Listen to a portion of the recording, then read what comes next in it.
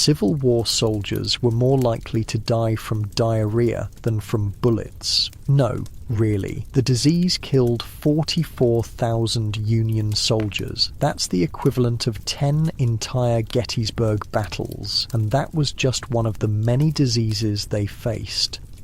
Hey, quick thing before we start. If you actually listen to these regularly, hit like or subscribe. I always wonder where everyone's at, so comment your city and what time it is. Weird to think some of you are having breakfast in London while I'm recording this at night here in the States. Alright, tonight it's the American Civil War, but before we go anywhere, get comfortable. Like, actually comfortable. Pillows good? Blanket situation handled? Perfect. Trust me on this one. Your eyes open to early morning light filtering through canvas. April 1863, Union Army, somewhere in Pennsylvania. First thing you notice is the straw poking through your thin blanket, jabbing into your back like tiny daggers. The wool blanket you're wrapped in scratches your skin and smells like wet dog mixed with sweat, not like your plush mattress at home. What pulls you fully awake is the sound, a bugle blaring reveille, hundreds of men coughing, someone nearby groaning with stomach cramps. That's becoming a familiar sound in camp, too familiar. Get up, Fletcher captain's coming through. You're Thomas Fletcher, 16 years old, though your enlistment papers say 18. You've been in the Union Army for exactly 3 weeks, and every morning you wake up wondering what the hell you were thinking. Back on your family's farm in western Pennsylvania, this time of morning meant feeding animals and helping Ma with breakfast. Now it means rushing to get dressed before the officers come through, trying to find clean water to wash your face, and praying your stomach doesn't betray you like it did yesterday. I swear to God, says your tent mate Wilkins, a factory worker from Philadelphia, if I have to dig another latrine today, I'm deserting. He doesn't mean it, not really, but the sentiment is there. The ground outside is mud. Not regular mud, this special kind of mud made by thousands of men living in close quarters with poor drainage. It's mixed with horse manure, human waste that didn't make it to the latrines, and whatever else has been discarded. And the smell?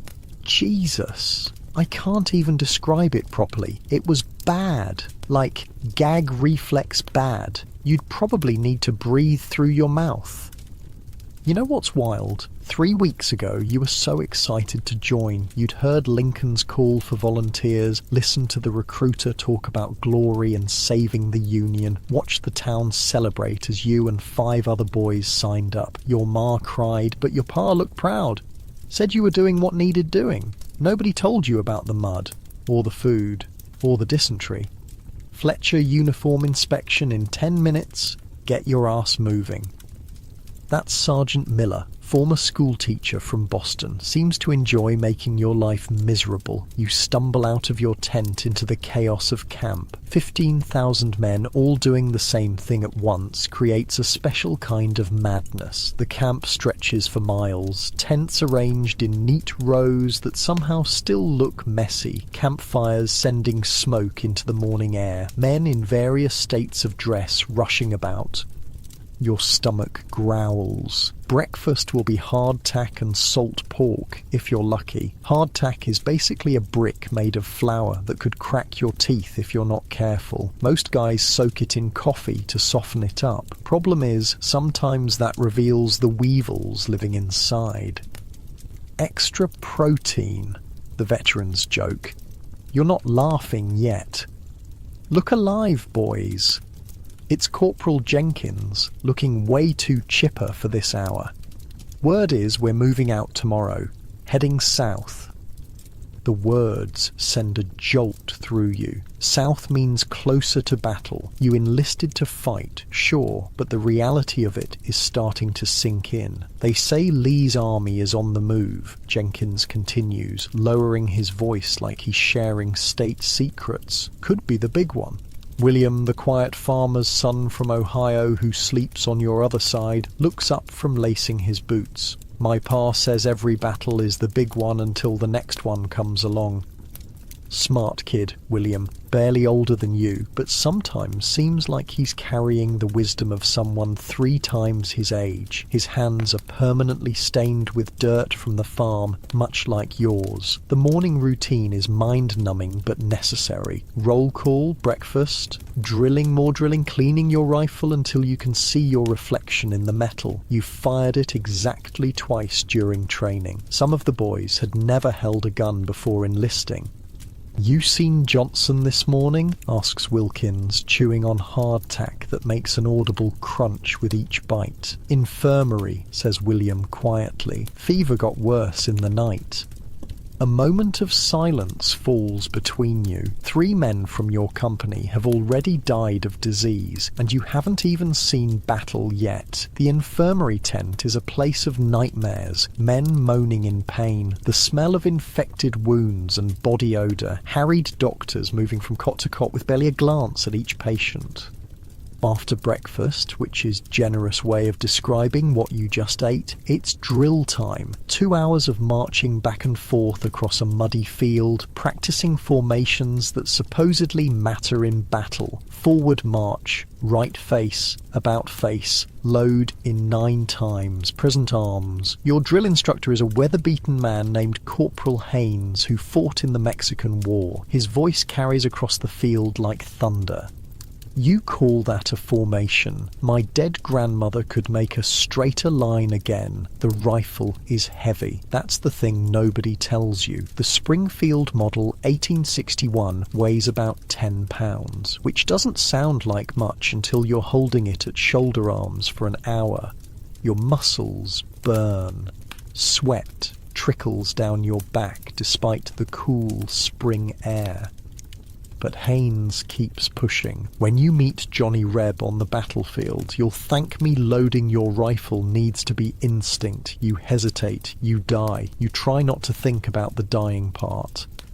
Mid-morning brings a different kind of drill, bayonet practice, charging at straw dummies tied to posts, stabbing and slashing with a foot-long blade attached to your rifle. The thought of driving this into another human being makes your stomach turn, but you push the feeling down. This is what you signed up for. "Put your weight into it, Fletcher," Haynes barks. "They won't just stand there and let you poke 'em." By noon, your uniform is soaked through with sweat and your hands are blistered. There's a brief respite for a meal that's nearly identical to breakfast, and then it's equipment inspection. The sergeant walks down the line, examining each soldier's kit: rifle, bayonet, cartridge box, cat pouch, haversack, canteen, blanket, roll. Everything must be in place, clean as possible given the circumstances. "Your rifle's filthy, Thompson," he says to the man next to you. "Clean it again." When he reaches you, he pauses. "Boots coming apart, Fletcher. See the quartermaster after this." You glance down. Sure enough, the sole of your right boot is separating from the upper. Great. The quartermaster is notoriously stingy with new equipment. "Stitch it together," he'll probably say. "We're not made of boots." After inspection comes fatigue duty, the Army's term for chores. Today, your squad is assigned to dig new latrines. The old ones are filling up fast and the smell is becoming unbearable even by camp standards. So you spend 2 hours digging trenches in the hard ground, taking turns with worn shovels. "You know what my father told me before I left," says Wilkins, pausing to wipe sweat from his brow. "He said, 'Son, in the army you'll see the best and worst of men.' He didn't mention I'd be smelling the worst too." That gets a laugh from the group. Humour, however crude, is your collective shield against the reality of your situation. By late afternoon, your hands are raw and your back aches, but the new latrines are dug. You head to the creek that runs along the edge of camp to wash up. The water is cold and not particularly clean, too many men using it upstream, but it's better than nothing. As you're scrubbing dirt from your hands, William appears beside you. "Letter call came while we were digging," he says, holding out an envelope. "This one's for you." Your heart leaps. Mail from home is the most precious thing in camp. You dry your hands on your trousers and take the letter carefully. Your mother's handwriting. You'll save it for tonight, something to look forward to. Any for you? You ask William. He shakes his head. Not today. Dinner is beans and salt pork, with coffee so weak it's practically brown water, but you eat every bite. One thing the army has taught you: never skip a meal. You never know when the next one is coming. As the sun begins to set, an unusual excitement runs through the camp. A travelling photographer has arrived and set up his equipment near the officers' tents. For 25 cents, soldiers can have their portrait taken to send home. Should we do it? Wilkins asks, genuinely excited for the first time in days. You check your meagre funds. 25 cents is a lot, nearly half of what you have left from your last pay. But the thought of sending your portrait home to your mother... Let's do it, you decide. The line is long, but you wait patiently. When your turn comes, the photographer, a thin, nervous man with ink-stained fingers, positions you in front of a plain backdrop. Chin up. Look brave, he instructs. You try your best to look like a soldier, not a frightened farm boy. The flash powder ignites with a bright burst and acrid smoke. That's it. In 2 weeks, if you're lucky, your mother will receive a tintype of her son in uniform. As darkness falls, campfires flicker to life across the vast encampment. Your company gathers around one, the familiar faces illuminated by the dancing flames. Someone has a harmonica and plays a mournful rendition of Home Sweet Home that makes your chest tight with longing. Now feels like the right time to read your letter. You carefully open the envelope, preserving it for a reply. Your mother's words leap off the page. News of home, how your father's managing the farm without you, your sister's new baby, you're an uncle now. Questions about whether you're eating enough and staying warm. There's no mention of the war itself, as if by not acknowledging it, she can keep you safe. The letter ends with a pressed wildflower from the meadow behind your house. The sight of it nearly undoes you. Good news? Asks William, noticing your expression. I'm an uncle, you manage, carefully tucking the flower back into the envelope. Around the fire, men share bits of news from their own letters, creating a patchwork map of home across the northern states. Stories of harvests and church socials and town gossips feel like dispatches from another world, but the conversation inevitably turns to tomorrow's march, and what might lie beyond it. My cousin was at Bull Run, says Thompson, poking at the fire with a stick. Said it was pure chaos. Men running in every direction, couldn't tell friend from foe through the smoke. My brother fought at Shiloh, another soldier adds. Said the dead were so thick on the ground you couldn't walk without stepping on somebody. You listen silently, fear coiling in your stomach. These are the stories they don't print in newspapers, that recruiters don't tell wide-eyed boys signing their names. Enough of that talk, Jenkins interrupts. We'll face what comes when it comes. No use borrowing trouble. Wise words, but cold comfort as you return to your tent for the night. The canvas structure seems flimsy protection against what awaits you in the days ahead. You settle onto your bedroll, the straw crackling beneath you. Outside, the sounds of camp gradually quiet, the occasional laugh, a bout of coughing, the distant neigh of horses. Above the tent, through a small gap in the canvas, you can see stars dotting the night sky. The same stars shine over your family's farm, over the Confederate camps somewhere to the south, over a country tearing itself apart. Sleep comes fitfully, as it always does in camp. Your dreams are a confusion of home and war, familiar faces and nameless fears. Tomorrow, you march toward whatever waits beyond the horizon. What you don't know yet is that this relatively comfortable camp life, despite its hardships, will soon seem like luxury. The mud, the poor food, the endless drilling, all of it preparing you for something much worse. But for now, you sleep, rifle within arm's reach, surrounded by men who were strangers 3 weeks ago and now know your snoring patterns. In the morning, the bugle will wake you again and the next chapter of your war will begin. The bugle sounds before dawn, jerking you from what little sleep you manage to get. Outside your tent, the camp is already stirring, an anthill of activity as 15,000 men prepare to march. "Rise and shine, princess," Wilkins says, already pulling on his boots. "Today's the day we earn our glory." "Or our coffins," William mutters, but only you hear him.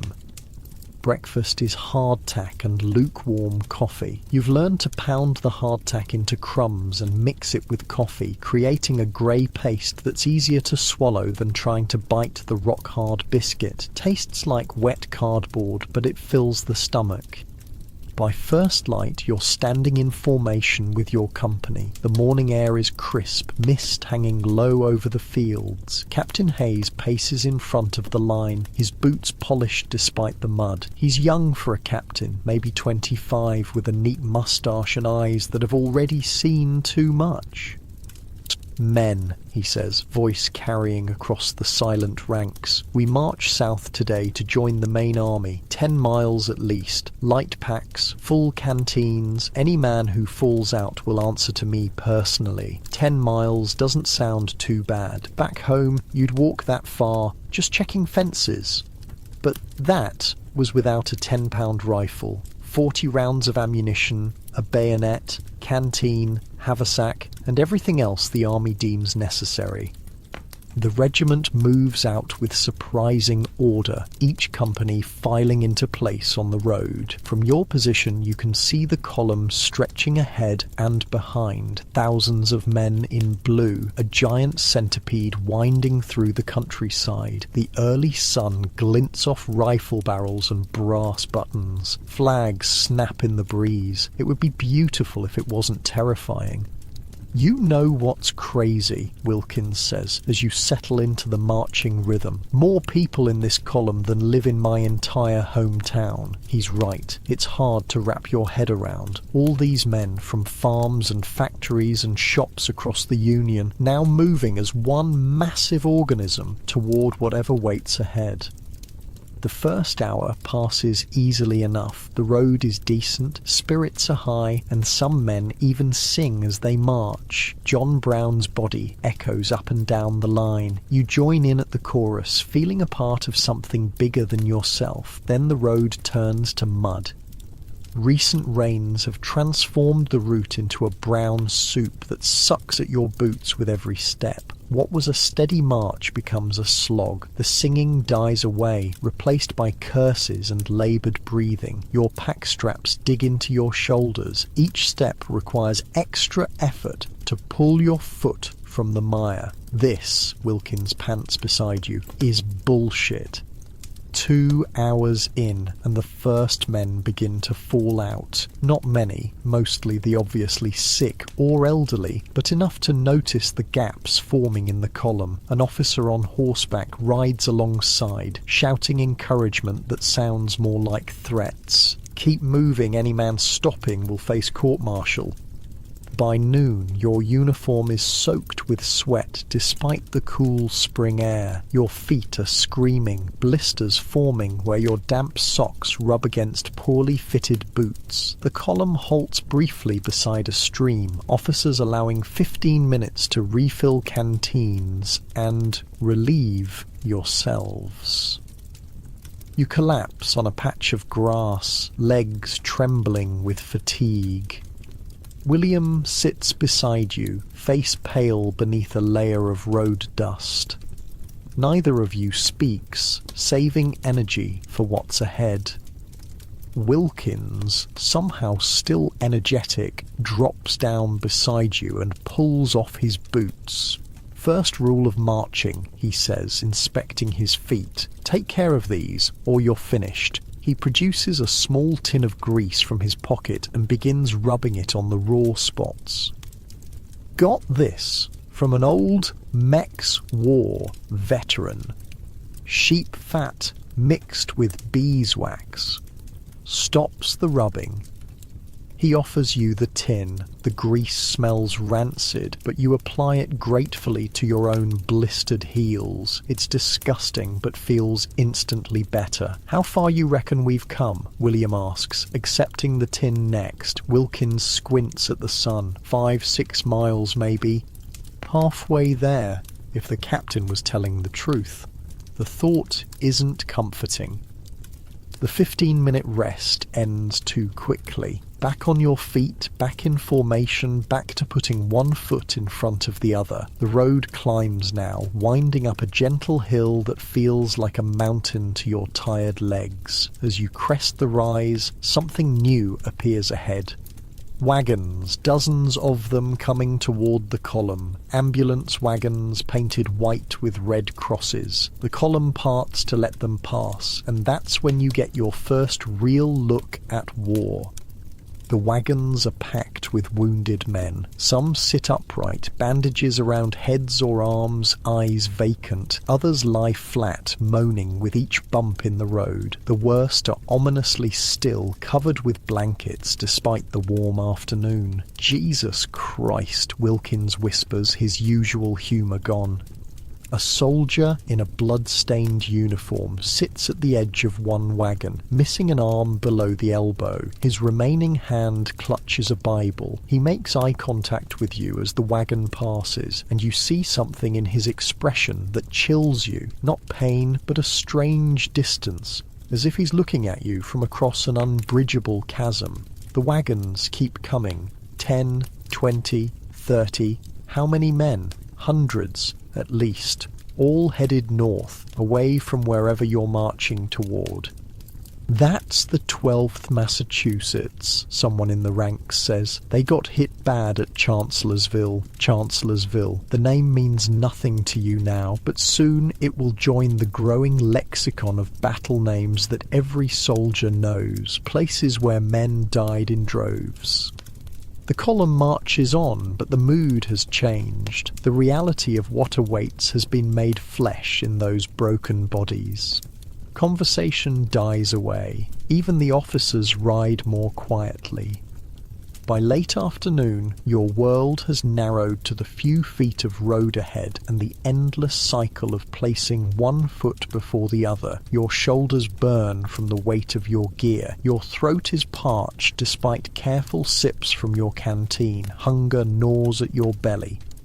When the order finally comes to make camp, it's like a reprieve from execution. The regiment files off the road into a large meadow, already filling with other units. Tents go up with practiced efficiency, despite exhausted hands. Fires flicker to life as darkness falls. You sit with your company, too tired to even complain, watching the coffee boil in the shared pot. Your feet throb inside your boots, but you're afraid to remove them, not sure you can get them back on over your swollen feet.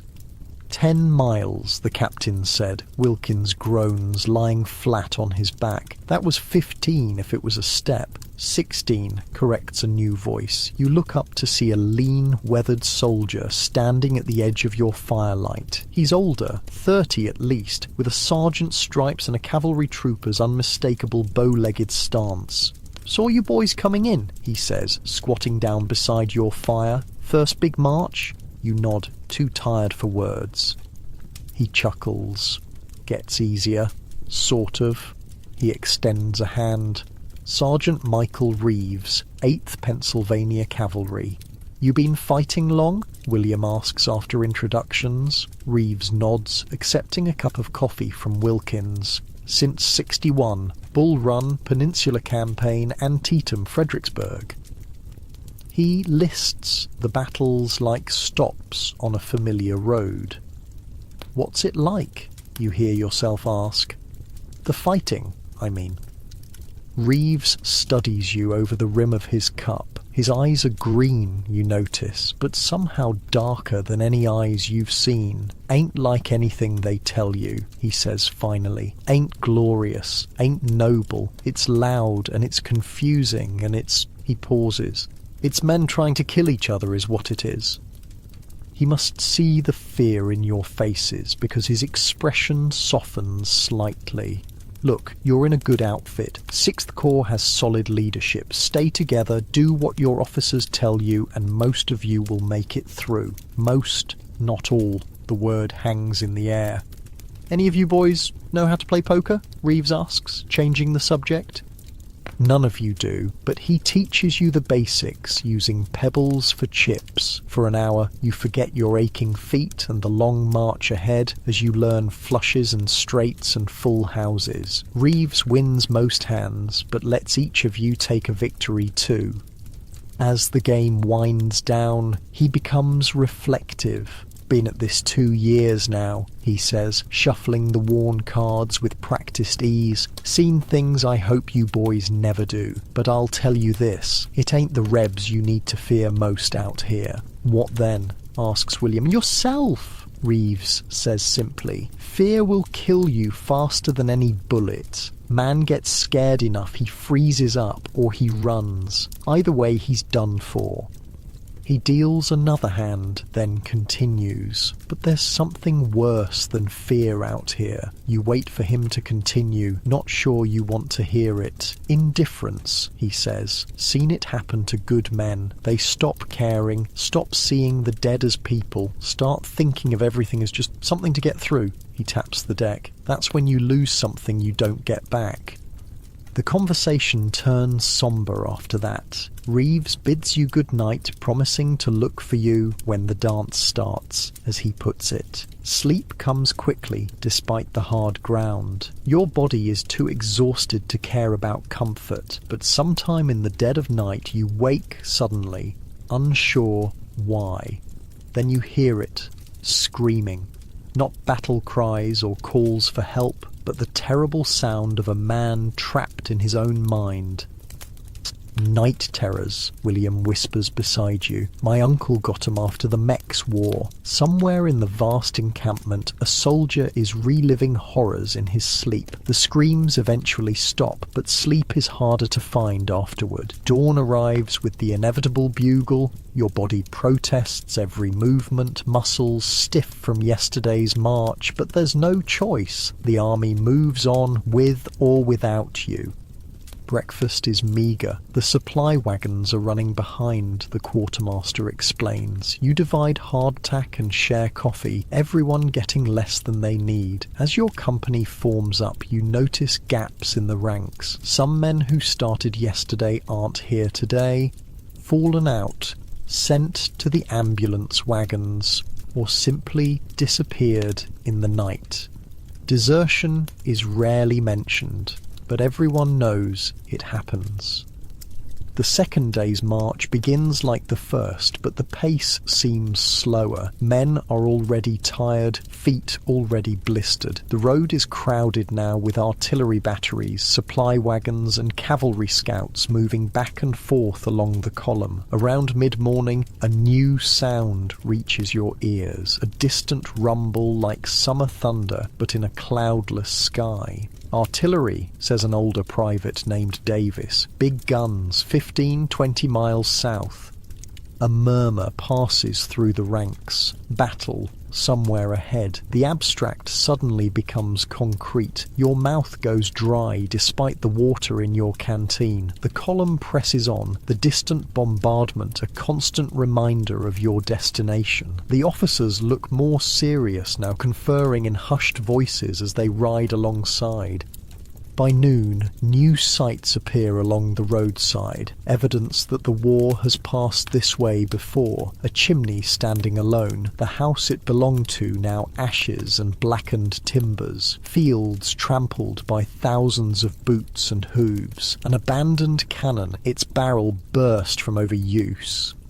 "Welcome to Virginia, boys," Wilkins says grimly. You're in the south now, enemy territory, though this part has changed hands so many times it's hard to say who it belongs to anymore. The few civilians you see watch from doorways with expressionless faces, neither welcoming nor hostile, just tired. A mile further, you pass something that stops conversations mid-sentence. A tree beside the road, and from one sturdy branch, a noose. It swings empty in the breeze, but the message is clear. Someone died here, whether deserter, spy, or civilian, impossible to say. The march continues through the afternoon, your feet moving automatically now, mind somewhere far away. You think of home, of your mother's cooking, of the soft bed waiting in a farmhouse hundreds of miles north. The distance feels insurmountable. Late in the day, rain begins to fall, a gentle shower at first, then a steady downpour that soaks through your uniform in minutes. Water drips from your cap into your eyes. Your already blistered feet now squish with each step, the wet leather of your boots rubbing raw skin. When camp is finally made, it's in a muddy field already churned by previous regiments. No fires tonight, the wood is too wet, and smoke might give away positions to enemy scouts. Cold rations, eaten in the rain, huddled under whatever shelter you can find. Your tent, pitched hastily in the downpour, leaks from a dozen places. You, Wilkins, and William sit in miserable silence, water pooling around your legs, too wet and tired to even complain. "My sister got married last Sunday," William says suddenly, staring at nothing. "Wrote me about it last month, said she wished I could be there to see it." The random statement hangs in the damp air, a reminder of the normal lives continuing elsewhere, oblivious to your current misery. "My girl's probably walking out with Jimmy Porter by now," Wilkins adds. "Told her not to wait, but she promised she would." You think of your own family, wondering what they're doing at this moment. Sitting down to dinner, perhaps. Your empty chair at the table, your father saying grace, maybe asking God to watch over his son. "Why'd you join up?" you ask Wilkins, realising you've never discussed it. He's quite so long, you think he hasn't heard. Finally, "Factory where I worked shut down. Army pays regular, at least." A pause. "You?" The truth is complicated. Patriotism, yes. Adventure, certainly. But mostly because everyone expected it, because saying no seemed harder than saying yes. "Seemed like the right thing," is all you say. William nods, as if this makes perfect sense. "My older brother died at Antietam," he says softly. "Felt like I owed it to him." The rain drums on the canvas above. Somewhere in the vast camp, a harmonica plays a melancholy tune that seems to capture everything you're feeling. Sleep comes in fits and starts, your body too uncomfortable for true rest. Twice you wake to roll away from water dripping directly on your face. Morning arrives grey and drizzly. The march resumes, somehow even more miserable than before. The mud is deeper, the fatigue more profound, the muscles more sore. But something new enters the equation today. Anticipation. The artillery sounds are closer now, no longer distant rumbles but distinct booms that occasionally shake the ground. Cavalry couriers gallop past the column with increasing frequency, carrying dispatches to and from the front. You're close now, close to whatever awaits. Around midday, the column halts more permanently than the usual short breaks. Officers ride back and forth, conferring and pointing. The men use the opportunity to rest, though the air of tension prevents true relaxation. "What's happening?" William asks, though none of you have answers. An hour passes before Captain Hayes approaches your company. His uniform is mud-splattered, but his voice is steady. "We'll be making camp here," he announces. "The main Union army is deployed 3 miles ahead. We join them tomorrow morning." The news sweeps through the ranks like wildfire. Tomorrow you might see battle.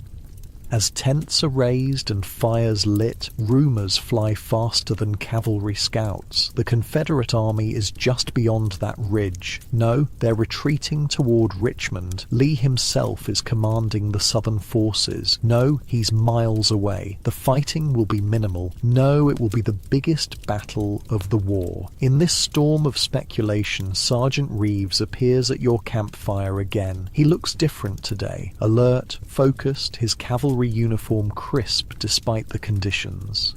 "Thought I'd find you boys here," he says, declining coffee this time. "Wanted to check in before tomorrow." "What's really happening?" Wilkins asks directly. Reeves glances around, then lowers his voice. "Confederate forces are dug in along a creek about 4 miles south. Good defensive position. Our boys have been probing their lines since yesterday, looking for weakness." "Will we attack?" you ask, your mouth suddenly dry. "Or be attacked," Reeves says with a shrug. "That's for the generals to decide. Either way, your regiment will likely see action." He stands to leave, then hesitates. "Listen," he says, looking at each of you in turn. "First time under fire there's no preparing for it. Just remember your training. Load, aim, fire, load, aim, fire. Don't think beyond that." As darkness falls, an unusual quiet settles over the camp. Men write letters home by firelight, clean their weapons for the dozenth time, or simply sit in contemplation. A chaplain moves among the companies, offering prayers and communion to those who want it. You find yourself unable to write the letter you've been composing in your head all day. What do you say when tomorrow might be your last day on Earth? What words can possibly bridge that gap? In the end, you write simply, "Dear Ma and Pa, we've marched to Virginia. I'm well. Don't worry. I'll write again when I can. Your loving son, Thomas." It feels inadequate, but it will have to do. You seal the envelope and give it to the company mail orderly, who promises to send it north with the next courier. The night deepens. Fires burn low. Around one nearby, a group of veterans from another regiment are sharing stories, not of battles, as you might expect, but of strange occurrences and superstitions. "Swear on my mother's Bible," one bearded soldier is saying as you approach their circle. "Saw a man at Fredericksburg take 7 bullets, center mass, and walk away without a scratch. Had a Bible in his breast pocket, stopped the first one, and the rest just went around him somehow." Another veteran snorts. "That's nothing. We had a fella in our company, night before Antietam, dreamed he saw his own grave with his name on it. Next day, first volley, bullet right through the heart." You listen, both fascinated and disturbed. These are the tales of the war that don't make it into newspapers or official reports. "You know what keeps you alive out there?" asks a third soldier, a sergeant with an empty sleeve pinned up. "Not luck, not skill. It's having something to live for. Man wants to see home again bad enough. Somehow the bullets miss him. Or having something worth dying for," adds another quietly. You return to your own fire thoughtful. Wilkins is cleaning his rifle again, though it's already immaculate. William stares into the flames, saying nothing. None of you mentions tomorrow. As you settle onto your bedroll for what might be your last peaceful night, you find yourself hyper-aware of everything. The scratch of wool blankets, distant laughter from another campfire, the occasional whinny of horses. Life, in all its messy detail, suddenly precious. Sleep, when it finally comes, is surprisingly deep. Your exhausted body overrides your anxious mind, and in the black hours before dawn, the bugle calls you to what waits ahead.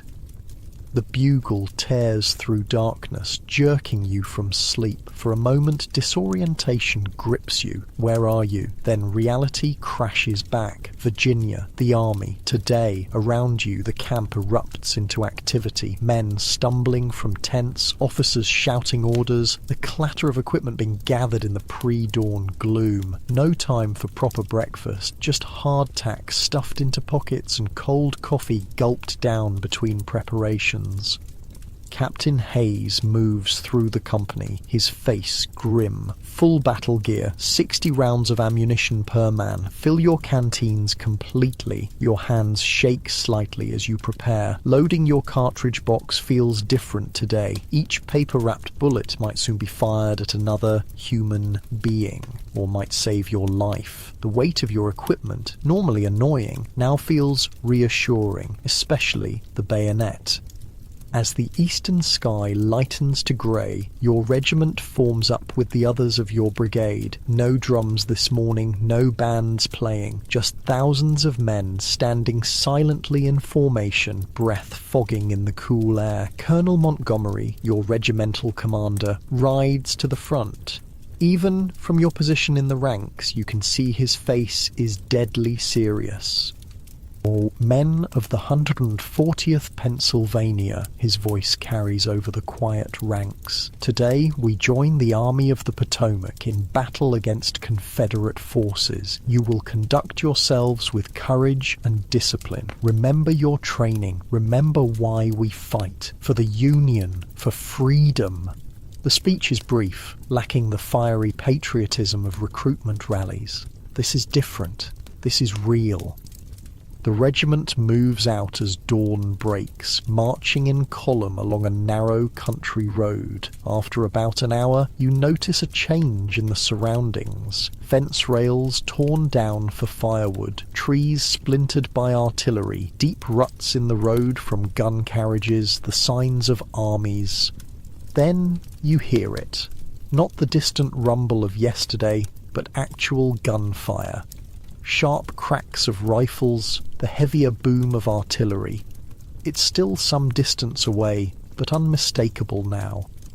Wilkins glances at you, sweat already beading on his forehead despite the cool morning. Guess they started without us. No one laughs. Humour feels strange now, out of place. The column quickens its pace. Messages pass up and down the line of officers. Ahead, you can see a ridge where other Union regiments are already deployed. Blue lines against the green hillside.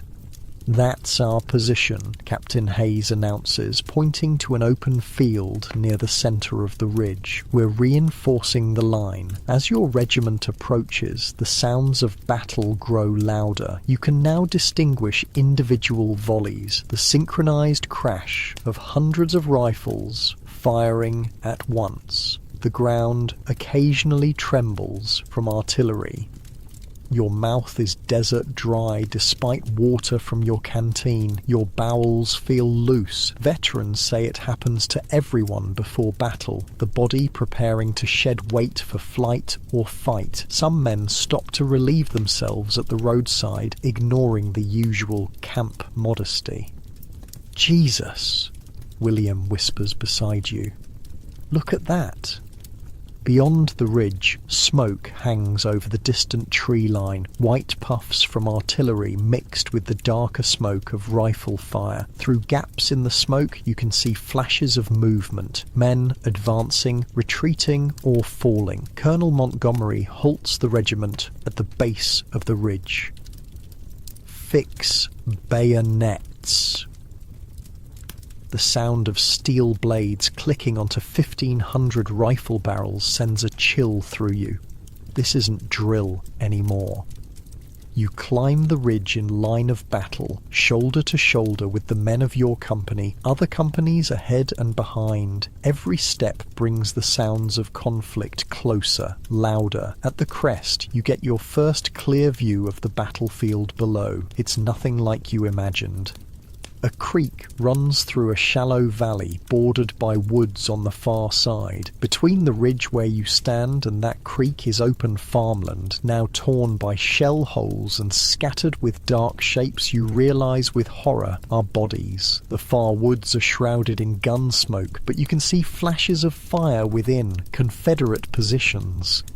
Union batteries are positioned along your ridge, the artillerymen working their guns with mechanical precision. Every few seconds, a cannon fires with a deafening boom, adding to the constant crash of sound. Captain Hayes positions your company in a gap between two batteries. "We hold this line," he shouts over the noise. "Fire on command only." You stand in the front rank, rifle gripped so tightly your knuckles are white. Beside you, William's face is pale, his lips moving in what might be prayer. On your other side, Wilkins stares ahead with strange intensity. Minutes pass like hours. The Confederate artillery has the range of your position now. Shells explode on the ridge, showering dirt and deadly fragments. You flinch at each explosion, fighting the urge to duck or run. 100 yards to your right, a shell lands directly on a gun crew. The explosion lifts one man completely off his feet, throwing him yards away. Another crumples instantly. The survivors continue loading their cannon as if nothing happened. "Get ready," Captain Hayes shouts. Through the smoke in the valley, you see movement. A line of grey, Confederate infantry advancing across the open ground toward your position. Their battle flags flutter above them. Even at this distance, you can see bayonets gleaming. Colonel Montgomery rides behind your line. "Steady, boys, hold your fire." The grey line advances steadily despite artillery tearing gaps in their ranks. They're within rifle range now, but still no order comes to fire. The waiting is its own kind of torture. The command finally comes when the Confederates are about 300 yards away. You raise your rifle, trying to steady it against your shoulder as you've practiced. But this is different from shooting at targets. These are men coming toward you, intent on killing you if they can. Fire. 1,500 rifles discharge as one. The noise is like physical force punching through your ears. The recoil slams your rifle butt against your shoulder. Smoke envelops the line, so thick you can hardly see. Through breaks in the smoke, you glimpse the effect of your volley. The Confederate line staggers, dozens of men falling, but they don't break. They continue advancing, and now they're returning fire. Bullets whip past with angry buzzing sounds. Some strike the ground, kicking up dirt. Others hit with the sickening thud of lead striking flesh. The man 2 spaces to your left jerks backward, a dark hole appearing in his forehead. He drops without a sound, dead weight. "Load," Captain Hayes orders. Your training takes over. Bite cartridge, pour powder, ram bullet, place cap. Each motion practiced hundreds of times, now performed with desperate urgency. Aim fire. Another volley, another shock of noise and smoke. The rhythm continues. Load, aim, fire, load, aim, fire. As if time has compressed into just these 3 actions. Your world narrows to the rifle in your hands, the choking smoke around you, the grey line still advancing despite your fire. You lose track of how many volleys you've fired. Your shoulder aches from the rifle's recoil. Your ears ring so badly you can barely hear commands, following the actions of men beside you instead. The Confederate line has closed to about 100 yards, close enough to see faces beneath the hats, to distinguish officers from enlisted men. Someone screams to your right, not the scream of fear, but the higher, more terrible sound of agony. You don't look, can't look. Keep loading, keep firing.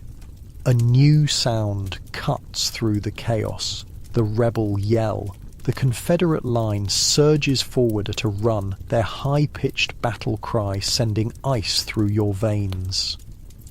"Stand firm," Colonel Montgomery shouts, riding behind your line. "Repel them with cold steel if—" His words cut off as a bullet strikes him. He slumps forward over his horse's neck, then falls heavily to the ground. The horse bolts. The Confederate charge reaches the bottom of the ridge and starts up the slope. They're only 50 yards away now, running hard despite their casualties. Captain Hayes draws his sword. Prepare to receive charge. You grip your rifle with bayonet fixed, heart hammering against your ribs. They're going to reach your line. This will be hand to hand. But then, movement to your left. Fresh Union troops arriving at a run, thousands of them, forming quickly into battle line. Their artillery unlimbers on a small rise, the crews working with frantic energy. A new thunder joins the cacophony as these guns open fire on the Confederate flank. The effect is devastating. Entire sections of the Grey Line disappear in explosions of dirt and smoke. The Confederate charge falters, then stops. For a moment, the battleground becomes a tableau. Blue and grey lines facing each other across a shrinking gap, the air between filled with smoke and death. Then the grey line breaks. Not all at once, but man by man, squad by squad, they begin falling back toward the creek. Their retreat quickly becomes general. Fire, pour it into them, Captain Hayes orders. You find yourself firing mechanically, reloading and firing again without conscious thought. The smoke is so thick you can barely see your targets. You're not sure if you're hitting anything, not sure if you want to. The Confederate retreat becomes a rout, men running, dropping equipment to move faster. Union artillery continues firing into their backs as they flee toward the creek and the woods beyond. And then, sudden silence. Not complete, moans of the wounded rise from the field. Officers still shout commands, but the constant crash of battle subsides. You stand panting, ears ringing, surrounded by smoke that slowly drifts away on the breeze. Your rifle barrel is too hot to touch. Your mouth tastes of gunpowder. Your uniform is soaked with sweat and black with powder residue. They're running, Wilkins shouts, voice cracking with emotion. We beat them. But there's no jubilation in the line. Just exhaustion and stunned silence as reality begins to register. Men looking around, counting who's missing. William stands beside you, pale but intact. Did you see the colonel go down? He asks, shakily. You nod, unable to form words yet. The image of Colonel Montgomery falling from his horse seems branded into your vision. Captain Hayes moves along the line, checking casualties. Your company has been lucky. Only 3 dead, a dozen wounded. Others fared worse. The company to your right lost over half its men. Get water and ammunition, the captain orders. This isn't over.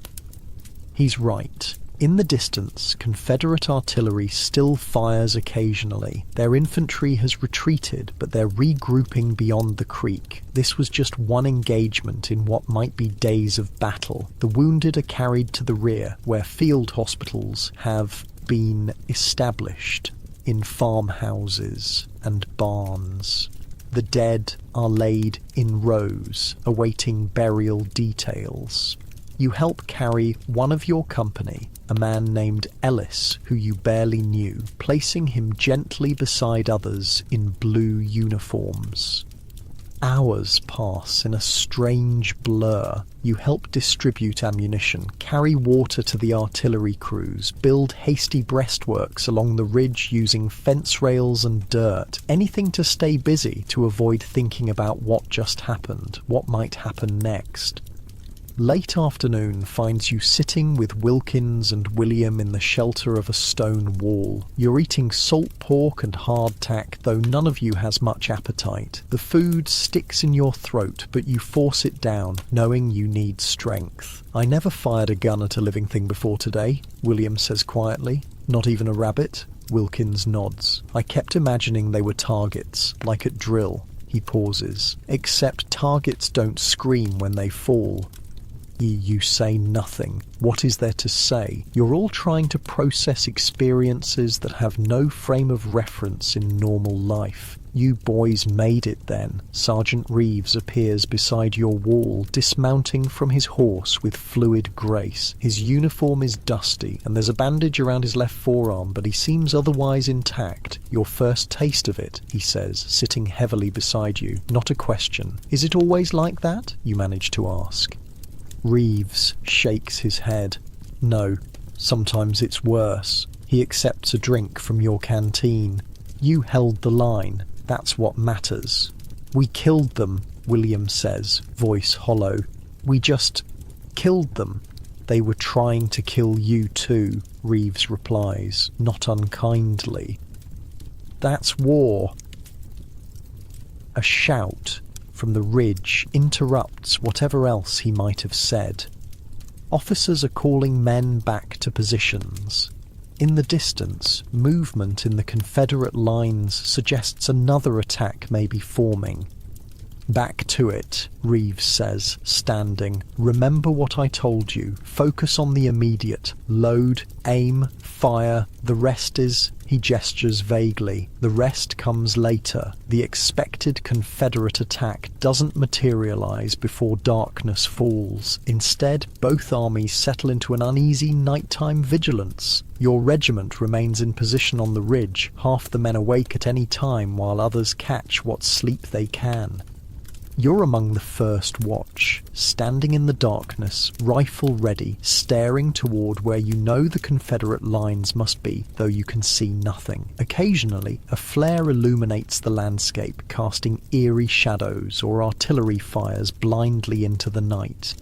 The strangest thing is the sound. Not battle noise now, but the moans and cries of wounded men still lying on the field between the lines. Men too badly hurt to crawl to safety, or caught in the no man's land where neither side can safely retrieve them. Someone should help them, you whisper to no one in particular. Can't, responds a veteran nearby. Anybody goes out there gets shot. They'll send parties under white flags at dawn maybe, if both sides agree.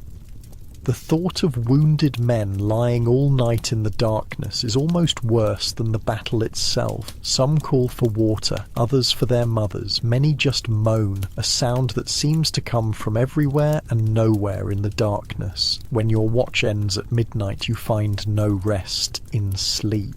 Nightmares jolt you awake repeatedly. Images of men running toward you with bayonets, of Colonel Montgomery falling, of faces you don't know staring with dead eyes. Dawn comes grey and misty. The valley below the ridge is shrouded in fog, obscuring whatever movement might be happening in the Confederate lines. The field of yesterday's battle is now fully visible, a landscape of discarded equipment, shell holes and bodies. So many bodies. During the night, many of the wounded manage to crawl to one side or the other, but dozens remain, some moving weakly, others ominously still.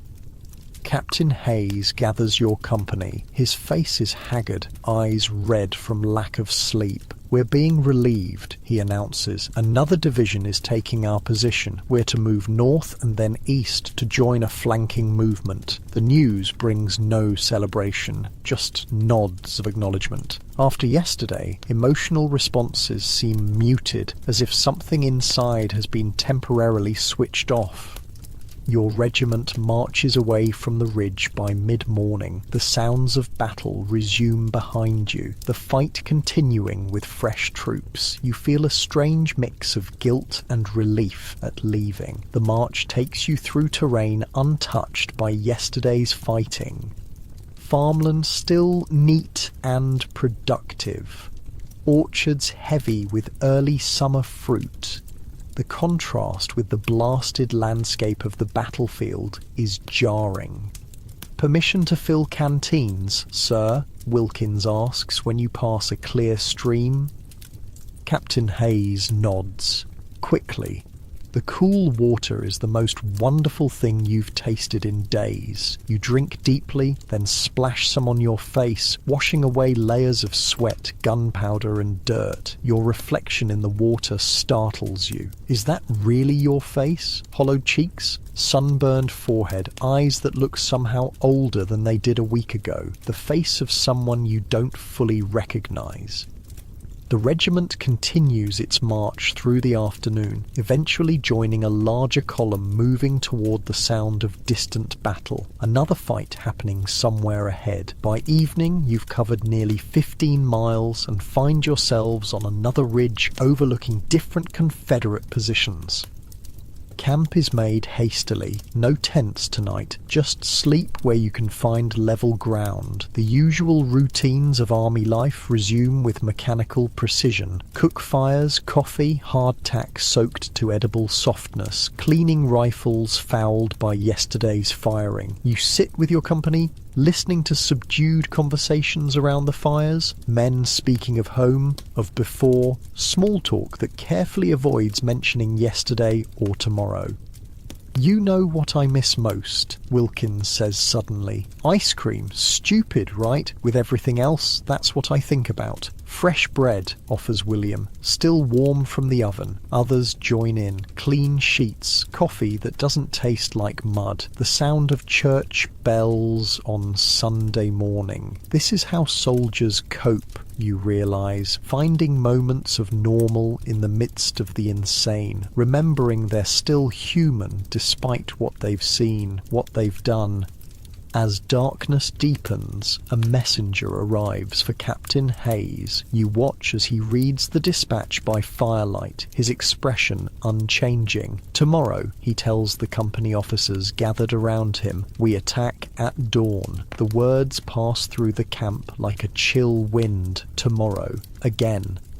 You lie on your blanket beneath stars partly obscured by drifting smoke. Your body aches from marching, from the bruising recoil of your rifle, from tension held too long in every muscle. Sleep seems impossible despite exhaustion. William lies nearby, also awake. "I keep seeing them," he whispers. "The ones that fell when we fired. They were just there, and then they weren't." You nod in the darkness, though he probably can't see it. "I know. Do you think it gets easier?" The question hangs between you. You think of Sergeant Reeves, of the darkness in his green eyes, of his words about indifference being worse than fear. "I hope not," you say finally. Sleep eventually comes, but it's thin and restless. The bugle seems to sound minutes after you've closed your eyes, though in reality it's been several hours. Pre-dawn, another day. The routine begins again. Equipment checked, ammunition distributed, cold breakfast eaten quickly. No one mentions fear, though it hangs in the air as palpably as the morning mist. Captain Hayes addresses the company as you form up. "I know you're tired," he says simply. "I know yesterday was difficult, but today needs your best again. Stay together. Watch out for each other." It's not a speech that will be recorded in history books, but somehow it's exactly what you need to hear. As the sun breaks the horizon, your regiment moves forward with others of your division. Thousands of men in blue advancing toward Confederate positions. You can now see clearly.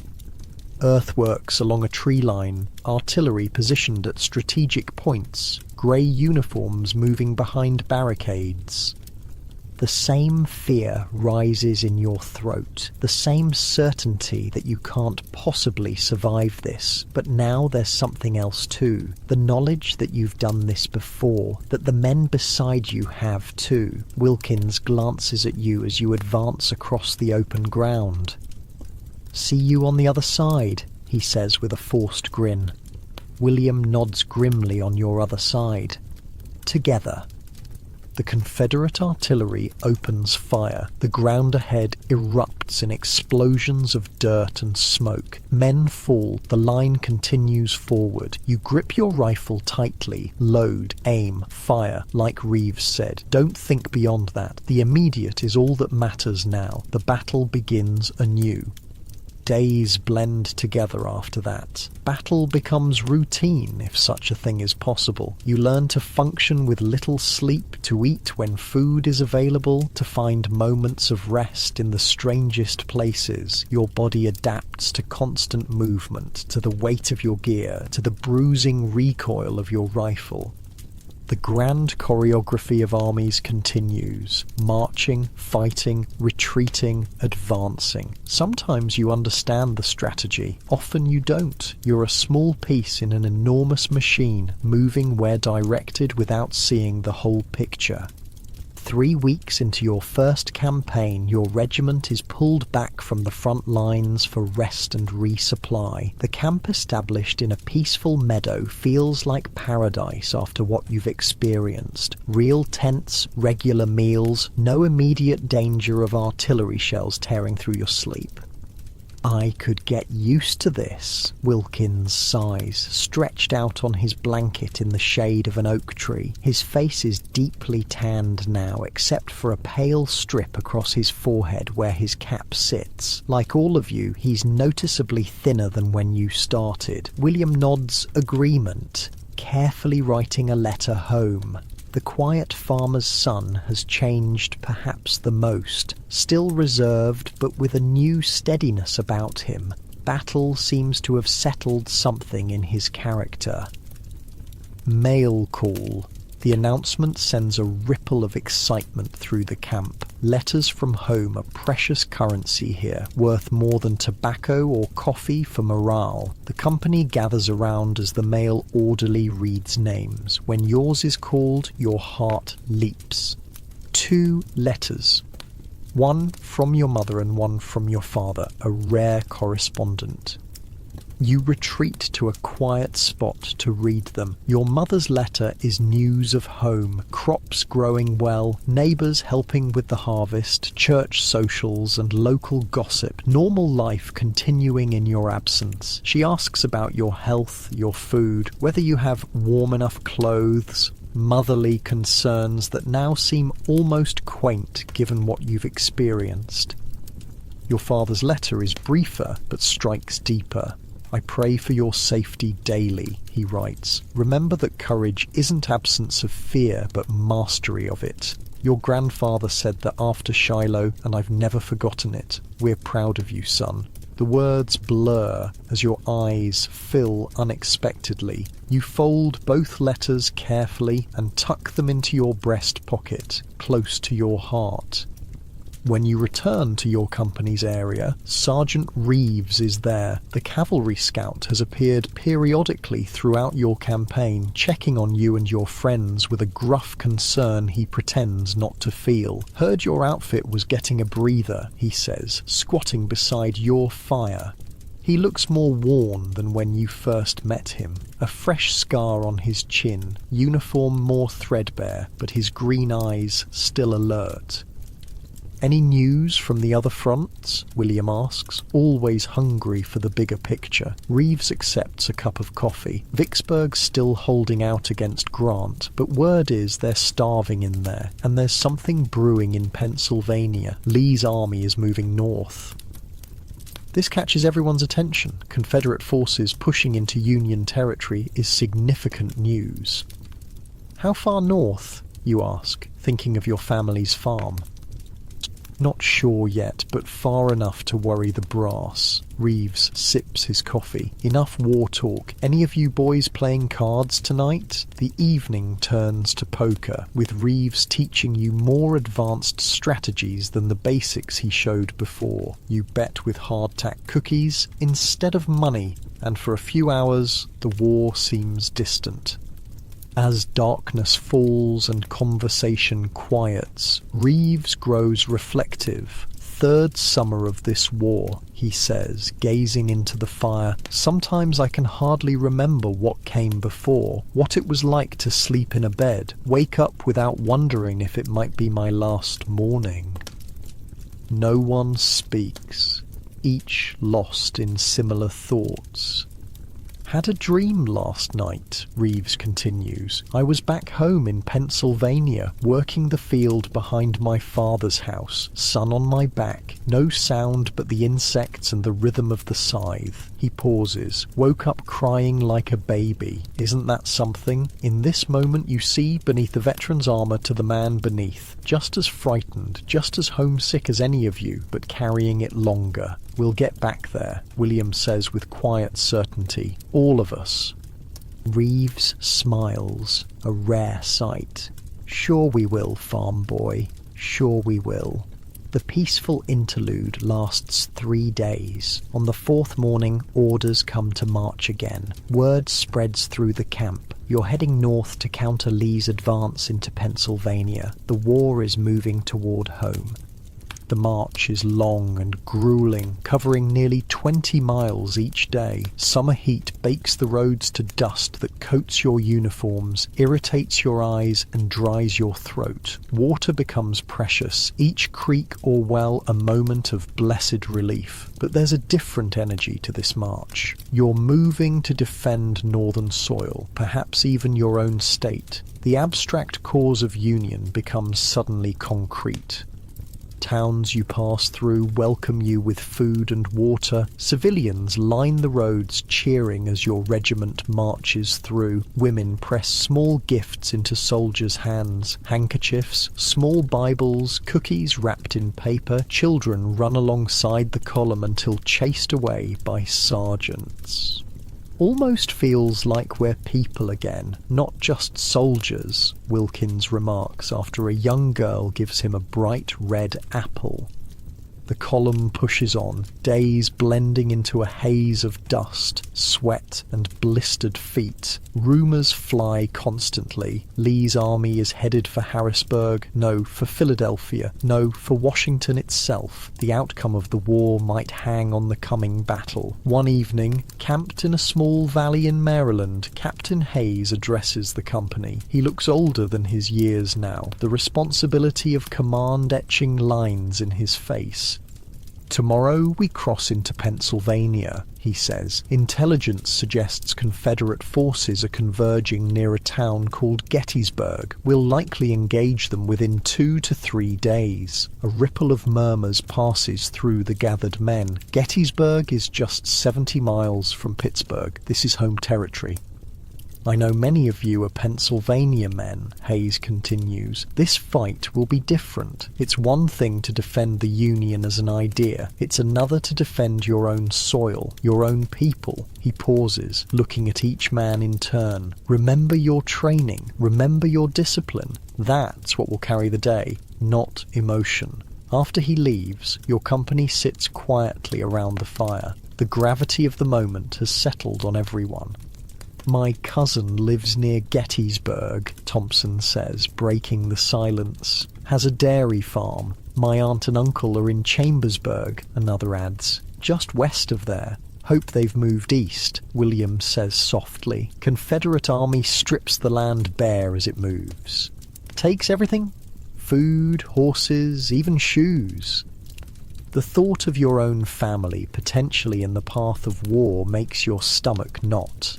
Your farm is further west, probably safe, but who can be certain where armies might turn? Morning brings renewed march, crossing from Maryland into Pennsylvania. The landscape feels familiar, rolling hills, tidy farms, woods like those near your home, but everywhere are signs of an army's passage, trampled fields, fences torn down for firewood, abandoned wagons. And increasingly, the injured, wounded men from cavalry skirmishes, bandaged and dazed, pass your column heading south. Ambulance wagons creak along the roads. The signs of battle grow more numerous the further north you push. On the evening of July 1st, your regiment halts a few miles south of Gettysburg. The distant thunder of artillery has been your companion all day, growing louder as you approach. The battle has begun without you. Camp is made hastily as darkness falls. No fires permitted. You're too close to enemy positions. Cold rations eaten in darkness. Extra ammunition distributed. Equipment checked and rechecked. Sleep is nearly impossible. The sporadic boom of artillery continues through the night. Occasionally the sky to the north glows briefly. Flash of guns or burning buildings, impossible to tell. No one speaks much. Each man is alone with his thoughts, preparing in his own way for what morning will bring. You find yourself thinking of your first battle, how terrified you were. You're still afraid. Anyone sane would be, but it's different now. Experience has replaced blind panic with a focused dread. You know what's coming. That's both better and worse. Dawn on July 2nd breaks hazy and already warm, promising brutal heat. Your regiment is roused before first light, forming up with others of your brigade. No breakfast beyond hardtack stuffed in pockets, no coffee to cut the chill of dawn.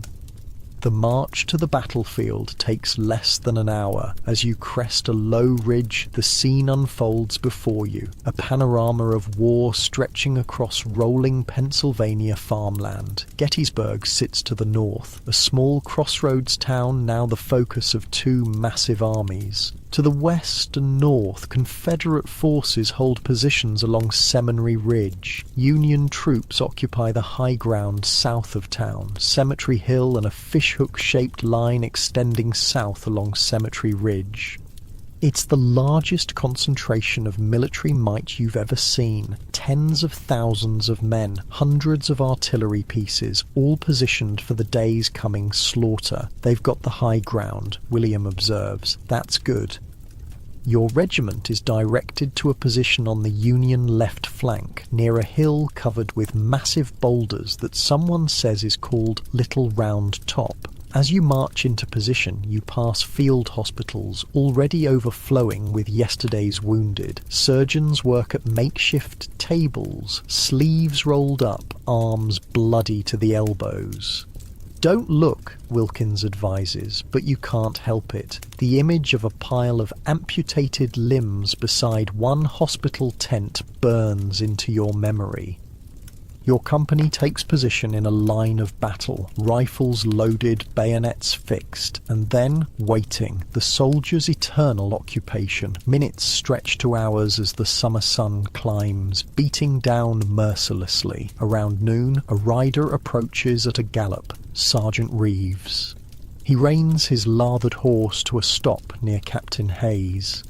Confederates massing for attack on the left, he reports loudly enough for nearby men to hear, coming through that peach orchard to the west. Be ready. He catches your eye as he turns his horse, gives a quick nod and gallops back toward the Union command position. The warning ripples through the ranks. Men check weapons again, take sips from canteens, adjust equipment nervously. If something happens to me, William says suddenly beside you, there's a letter in my haversack for my mother. You nod. Same. Inside pocket. Mine's for my girl, Wilkins adds. Tell her I didn't suffer, even if I did.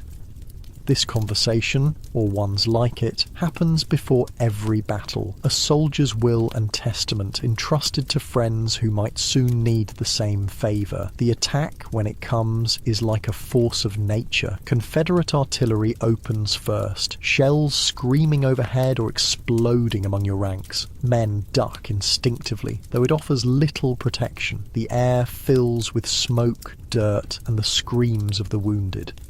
Then the rebel yell rises from the west, that high-pitched howl that still raises gooseflesh on your arms. Through the smoke and dust you see them coming, grey lines advancing through the peach orchard, battle flags held high. "Steady, men," Captain Hayes shouts. "Wait for the order." Union artillery responds, throwing canister shot into the advancing Confederates. The effect is horrific, like a giant shotgun blast, cutting swathes through the grey ranks. But still they come. Ready, aim, fire. Your regiment delivers a synchronized volley. Through the smoke you see men fall. Gaps appear in the Confederate line, quickly filled as those behind step forward. The cycle begins again. Load, aim, fire. Your world shrinks to these actions, performed over and over. As the Confederate attack pushes closer, they reach the stone wall at the base of your position. Hand-to-hand combat erupts, bayonets thrusting, rifle butts swinging, men grappling in desperate struggles. A Confederate soldier scales the wall directly in front of you, a bearded man hardly older than yourself. Your rifle is empty, his bayonet is fixed, time seems to slow. Then William fires from beside you, the bullet striking the man's centre mass. He falls backward without a sound, eyes still open.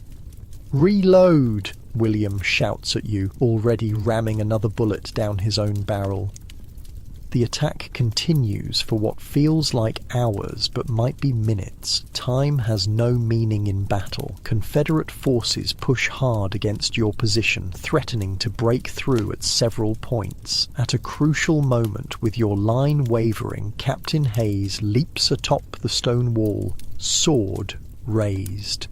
"Hold the line, Pennsylvania. This is our soil." His courage rallies the company. A renewed volley tears into the Confederate ranks, now dangerously exposed in the open field before your position. The rebel attack falters, then stalls. Grey-clad soldiers begin falling back, first individually, then in groups. Union forces push forward cautiously, reclaiming ground yielded earlier. As the Confederate forces retreat towards Seminary Ridge, a strange calm descends. Not peace. Artillery still fires intermittently, sharpshooters on both sides still crack away, but the immediate storm has passed. You stand dazed in the aftermath, ears ringing, throat raw from gunpowder and shouting. Around you, men check for injuries, reload weapons, help the wounded to the rear. The ground before your position is littered with bodies in grey and blue, fallen equipment, churned earth. William sits heavily on a rock, face blackened with powder except where sweat has cut trails down his cheeks. "We held," he says simply. Captain Hayes moves among the company, checking casualties, offering words of encouragement. His uniform sleeve is torn and bloodied, but he seems unaware of the injury. "They'll come again," he tells you and William. "Maybe not today, but tomorrow for certain. Lee can't afford to retreat without a decisive engagement." The rest of the day passes in tense vigilance, periodically fighting flares on other parts of the line, especially the Union right flank on Cemetery Hill, but your position remains relatively quiet. As darkness falls, you help build up the stone wall into a more substantial barricade. Others fetch water for the wounded, distribute ammunition, or simply collapse in exhaustion.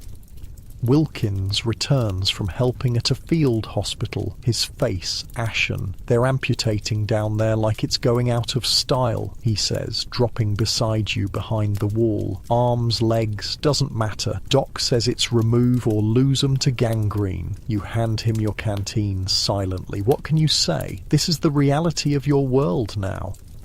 The night passes fitfully. Most men sleep in shifts, keeping watch for Confederate movement. Occasional artillery fire lights the sky, but no major action comes. Dawn reveals the battlefield in harsh clarity. The bodies still lie where they fell, blue and grey together in death. Wounded men who couldn't be reached still call weakly for water or aid. The July heat will make their suffering worse as the day progresses. Breakfast is hardtack and tepid water. Your company has been reduced by nearly a quarter, dead, wounded, or missing. Those remaining look hollowed out, faces gaunt with fatigue and tension. "Wagon coming," someone calls. Through the morning haze, a supply wagon approaches your position from the rear. The driver, a civilian contractor, looks nervously at the carnage as he pulls up. "Got rations and ammunition," he announces. "Coffee too, if you've got means to brew it." The mention of coffee creates the first spark of genuine enthusiasm you've seen in days. Someone produces a dented pot. Water is fetched. Soon the blessed aroma wafts through your position. As you sip the hot, bitter brew, first coffee in 3 days, you gaze across the field toward the Confederate positions on Seminary Ridge. In the clear morning light, you can make out activity there. Troops moving, artillery being repositioned. "They're getting ready for something big," William observes, following your gaze. Captain Hayes approaches, looking grim. Command believes Lee will launch his main attack today directly at the center of our line. We're being held in reserve, but be ready to move quickly if needed. The waiting resumes, that terrible, nerve-shredding anticipation of battle. The July sun climbs higher, beating down mercilessly. Wounded men lying in the open begin to suffer visibly from heat and thirst. Around 1 o'clock, the relative quiet shatters. Confederate artillery opens fire all along Seminary Ridge, over 100 guns firing almost simultaneously. The bombardment is unlike anything you've experienced, shells raining down on Union positions with devastating effect. Your company takes cover behind your stone wall as best you can, but there's little true protection from the barrage. Earth erupts in geysers of dirt and rock. Men are thrown through the air by near hits. The noise is so overwhelming that orders must be shouted directly into ears to be understood. This continues for nearly 2 hours, a massive expenditure of Confederate ammunition clearly meant to soften Union defenses for an infantry assault. When the bombardment finally slackens, the silence seems almost as shocking as the noise was before. Men emerge cautiously from whatever cover they found, ears bleeding, uniforms coated in dust, movements dazed. Then you see it, grey lines forming on Seminary Ridge. Not at your position, but toward the centre of the Union line. "They're coming," William says, pointing.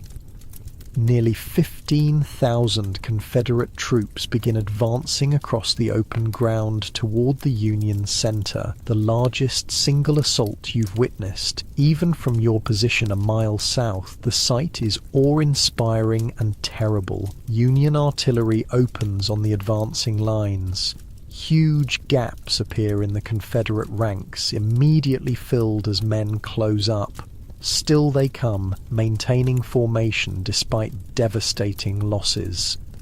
Captain Hayes receives a dispatch from a courier. "We're moving," he shouts, double quick to reinforce the centre. Your company forms up with the rest of the regiment, then begins running toward the point of Confederate attack. The ground shakes beneath your feet. From artillery, from thousands of men moving at once, from the very earth itself seeming to shudder at what's happening above.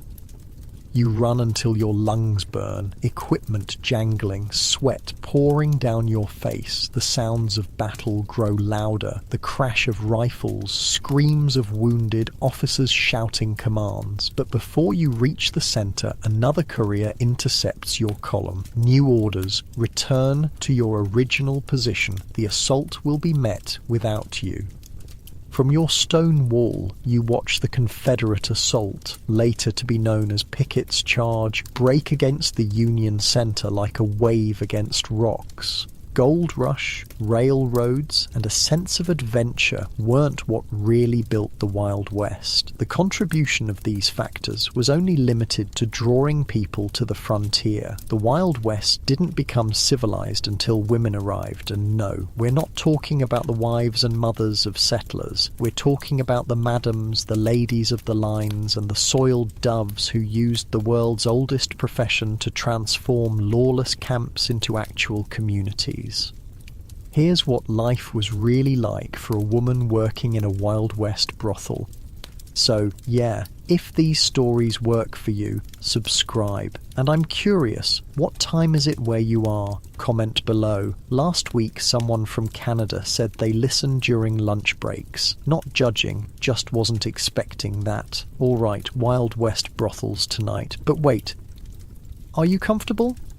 No, really. Check. Pillows, blankets, the whole deal. Where we're going, you'll want to be settled.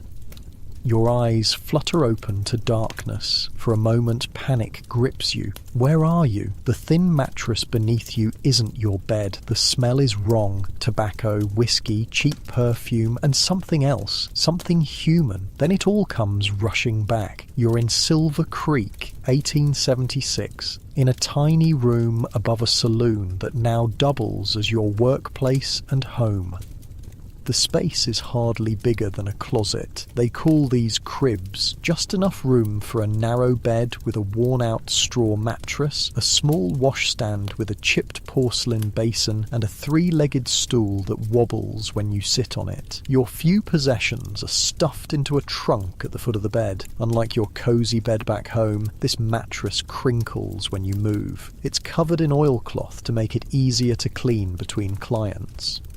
Christ, it's cold. The thin blanket does nothing against the mountain chill that seeps through the gaps in the wooden walls. The cold is different here in the Rockies. It cuts right through to your bones. Nothing like back east. You can hear someone coughing in the next room.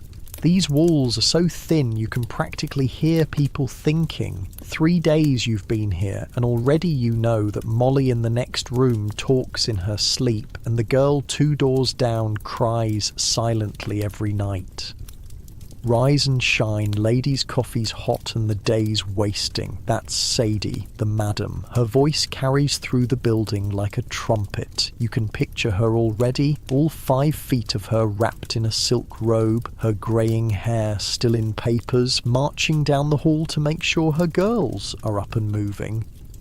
You glance out the small window. It's not even dawn yet, just a hint of grey on the horizon, but the mines start their shifts early and there's money to be made from men coming off the night shift. Not that you're exactly rolling in cash. 3 days in and you've made just enough to cover your room and board with a few dollars to spare. Martha, you awake in there? Got a gentleman asking for you special like? Sadie's voice is right outside your door now.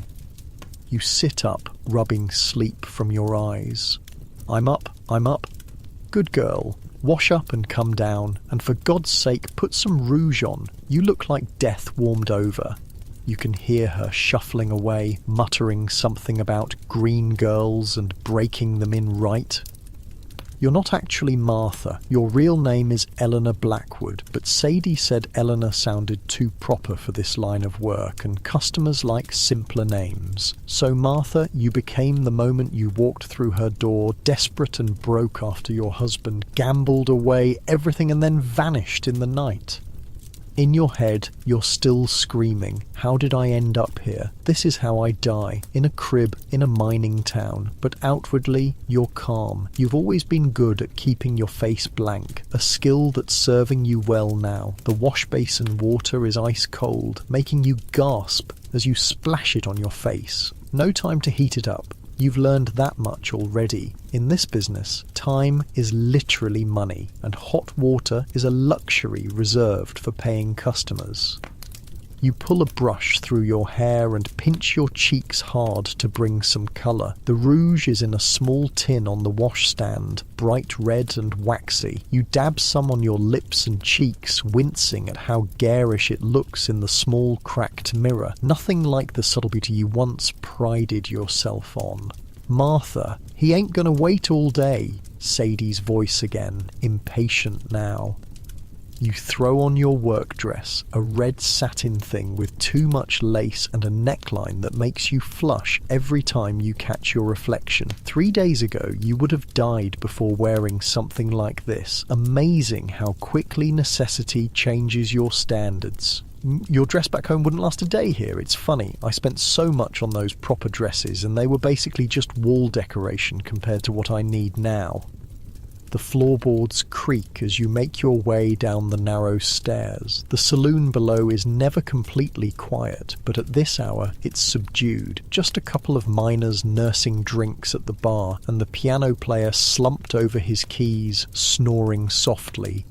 And there's your gentleman caller, a big bearded man in dirty work clothes, his face weathered by sun and wind. He's nervously twisting his hat in his hands, and when he sees you, his face breaks into a smile that reveals several missing teeth. "This here's Joe," Sadie says, patting his shoulder. "He's a good one, pays fair and don't cause trouble. Treat him nice, Martha." Joe nods at you, still twisting his hat. "Ma'am," he says, surprisingly soft-spoken for such a big man. Sadie gives you a little push toward the stairs. "Room 3's open. 20 minutes. Not a minute more. I'll be timing." And just like that, your workday has begun before the sun has even cleared the mountains. Not quite what you pictured when you headed west after reading those pamphlets about opportunity and adventure. As you lead Joe up the stairs, you can't help but think about the journey that brought you here. 6 months ago, you were a respectable shopkeeper's wife in Boston. Then Thomas lost the shop in a card game, took what little money you had left, and disappeared. The shame of it drove you west, where no one would know your story. You thought you'd find work as a seamstress or maybe a cook, but in a town with 20 men for every woman, the best paying job was obvious. And after 3 days of hunger, watching your last coins disappear, you found yourself knocking on Sadie's door. "You ever done this kind of work before, honey?" she'd asked, eyeing you up and down. "No, ma'am," you'd admitted. "Didn't think so." You got that look, like you still believe in fairy tales. She'd sighed then. "Well, you're pretty enough, and men like a fresh face. You can stay, but you follow my rules. No drinking on the job, no stealing from customers, no getting attached. They're not here to save you, they're here to buy what you're selling. Understand?" You'd nodded, not trusting yourself to speak. "Good. Now, first things first, we need to get you proper clothes and teach you how to paint your face. Men don't pay for plain." That first night had been the hardest. You'd cried afterward, silently in your little crib room. But by the second night, you were too tired to cry, and now, on your 4th day, you're already developing the 1,000-yard stare that all the other girls have, looking through the men rather than at them.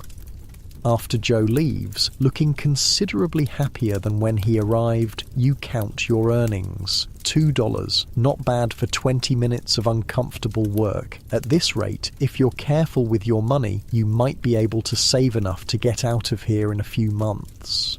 Maybe head to California or up to Oregon, somewhere with more women where you could blend in and start over. But for now, you're here, and Sadie's calling for you again. "Martha got another one for you, and bring down them sheets. Maggie's doing laundry today." You strip the bed and bundle up the sheets. The day has properly begun now, the sun peeking over the mountains, casting long shadows across the muddy main street. From your window you can see the town coming to life. Miners heading to or from their shifts, a wagon delivering goods to the general store, the blacksmith already at his forge.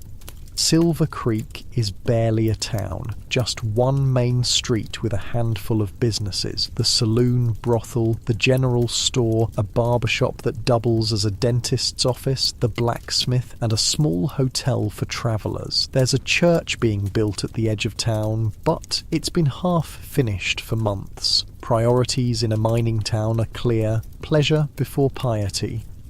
You head downstairs with your bundle of sheets. The saloon is busier now, and you feel eyes following you as you cross to the back door where Maggie is already at work with the washing. "Morning, Martha," she says, not looking up from her scrubbing. "Just drop 'em in the pile there."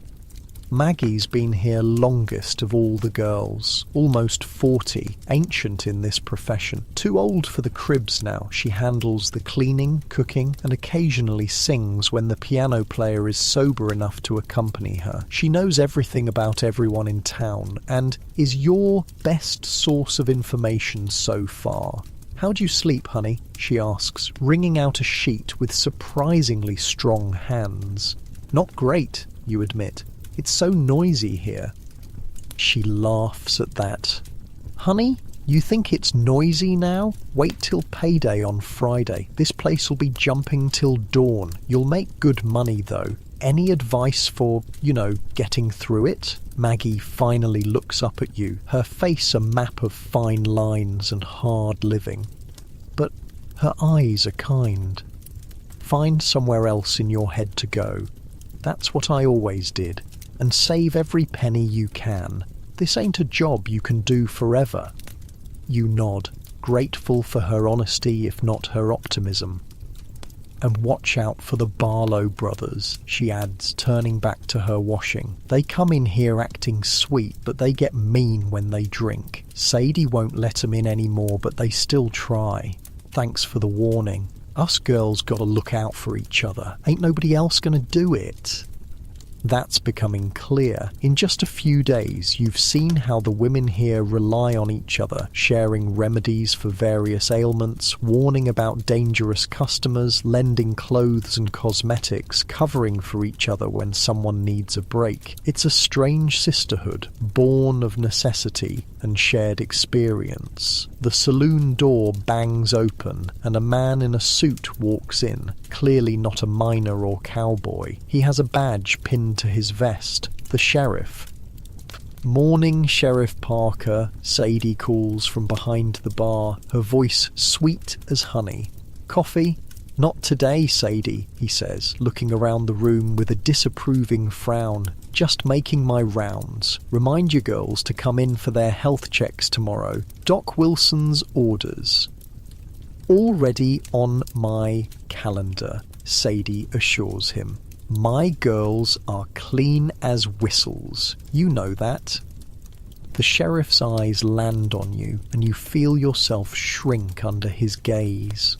"New girl?" he asks Sadie, though he's still looking at you. "This is Martha, just arrived from back east, and yes, she'll be at the docks tomorrow with the rest." He tips his hat to you, but there's no warmth in the gesture. "Ma'am?" You nod back, not sure what to say. The whole exchange feels strange, like you're a piece of livestock being inspected. After he leaves, you turn to Maggie. "What was that about? Health checks?" "Sheriff makes us all see the doctor once a month," she explains, still scrubbing, checking for diseases and such. Town law. They fine Sadie if any of us miss it. And if someone has something, then they can't work till they're cleared. That's why Sadie's strict about men using rubbers. She nods toward a drawer behind the bar. Keeps them right there. French letters, she calls them. Costs the men extra, but it's that or no business. You feel a flush of relief at this news. You'd been worried about diseases. You'd heard stories about what happened to women in this profession. At least Sadie runs a careful establishment. The day progresses in a blur of men coming and going. Some are kind, some are rough, all are lonely in their way. You stop counting after the fifth, focusing instead on the money accumulating in the small pouch Sadie gave you. "Keep it close," she'd warned. "Men will steal it if they can. I take a 50% cut. That's for room and board and protection. The rest is yours." Protection. That became clear when a drunk cowboy got too rough with one of the girls and Sadie appeared with a shotgun, ending the situation instantly. The man left without argument and Sadie helped the girl, Daisy, clean up her split lip. "No man touches my girls without permission," she'd said firmly. "That's the rule." By midday, you're exhausted but have earned more money than you would in a week of honest work back east. That's the devil's bargain of this life. Good money for work that costs pieces of your soul. You're sitting at the bar, nursing a cup of coffee laced with whiskey. Sadie's recommendation for getting through the day when the door opens again. This time it's a woman who enters, dressed in a plain, practical dress, her hair pulled back severely, a Bible clutched in her hands. The saloon goes quiet. Everyone knows what's coming. "Mrs. Holcomb," Sadie says, her voice noticeably cooler. "What brings you to our establishment? Looking for your husband, perhaps?" Several of the men chuckle at this, but Mrs. Holcomb isn't amused. She draws herself up, looking down her nose at Sadie despite being several inches shorter. "I've come to speak to these poor lost women," she announces, "to offer them a path to redemption before it's too late." Sadie sighs dramatically. "We've been through this, Evelyn. My girls aren't interested in your redemption. They're working women making an honest living." "Honest?" Mrs. Holcomb nearly chokes on the word. "There is nothing honest about selling one's virtue for money." You find yourself speaking before you can stop yourself. "And what would you have us do instead, ma'am? Work in your husband's mine for pennies a day until our lungs give out? Or marry one of these fine gentlemen who just as soon beat us as look at us?" The room goes even quieter. Mrs. Holcomb turns her stern gaze on you. "You're new," she observes. "Not yet completely corrupted. Come with me, child. The Ladies' Aid Society can find you respectable work." You almost laugh. "Doing what? Washing clothes for half what I make here? No thank you, ma'am." Her lips tighten to a thin line. Pride comes before a fall, young woman. When you're ready to save your immortal soul, you know where to find me. And with that, she turns and marches out, her back rigid with disapproval. Sadie comes over and puts a hand on your shoulder. "Good for you, standing up to old Battle-Axe Holcomb, but watch yourself. Her husband owns half the town, including the bank. Don't make enemies you can't afford." You nod, suddenly aware that you may have spoken too freely. In a town this small, with everyone's fortunes tied to the mines and the men who own them, politics is a dangerous game. As the day wears on, you learn more about the complex social web of Silver Creek. The brothel, while officially scorned by respectable society, is central to the town's economy and social life. Men come not just for the obvious services, but for company, conversation, and a taste of civilization in the rough frontier. You watch Sadie navigate this complicated position with impressive skill, keeping the peace with the sheriff, managing difficult customers, protecting her girls while still running a profitable business. She's harsh at times, but fair, and in a world where women have few options and fewer rights, she's carved out a kingdom of sorts. By late afternoon, you've earned enough to take a break. Your body aches and your painted smile feels like it might crack your face. You retreat to your tiny room, washing up with water you heated on the stove downstairs. There's a small crack in the wall between your room and Molly's. Through it, you can hear her crying softly. You tap gently on the wall. "Molly, you all right?" The crying stops abruptly. "I'm fine," comes her muffled reply. "Just thinking about home." You understand. Every woman here has a story, a before life that led them to this place. Some are running from something, others running towards something. All are surviving the best way they know how. "Where's home?" you ask, settling on your bed, grateful to take weight off your feet. "Kansas," she says after a pause. "Farm country. Drought took our crops 3 years running. Pa couldn't pay the bank." Another pause. "You?" "Boston," you say. "Husband gambled away everything, then left." She makes a sound that might be a laugh. "Men. They make the messes. We clean 'em up." "That we do," you agree, lying back on your thin mattress. Outside, the sun is starting to lower behind the mountains. Soon, the night shift will begin. Busier, rowdier, more profitable, but also more dangerous. You should sleep while you can, but your mind is too full. You think about Mrs. Holcomb and her judgment, about Sheriff Parker and his calculating gaze, about Joe with his gentle voice and rough hands, about how quickly your life has changed and how uncertain your future remains. In just one day in Silver Creek, you've made more money than you did in a week of honest work back east. But at what cost? And how long can you do this before it breaks something essential inside you? These questions follow you as you drift into an uneasy sleep, the sounds of the saloon beginning to swell below as night falls on the Wild West, a place where fortune and ruin walk hand in hand, and where women like you carve out survival one client at a time. Your last thought before sleep claims you is that your fancy feather bed back in Boston never felt as necessary as this thin straw mattress does now. The difference between comfort and survival as stark as the line between your old life and the new. The sound of breaking glass jolts you awake. Shouting follows, a man's voice, then Sadie's cutting through like a knife.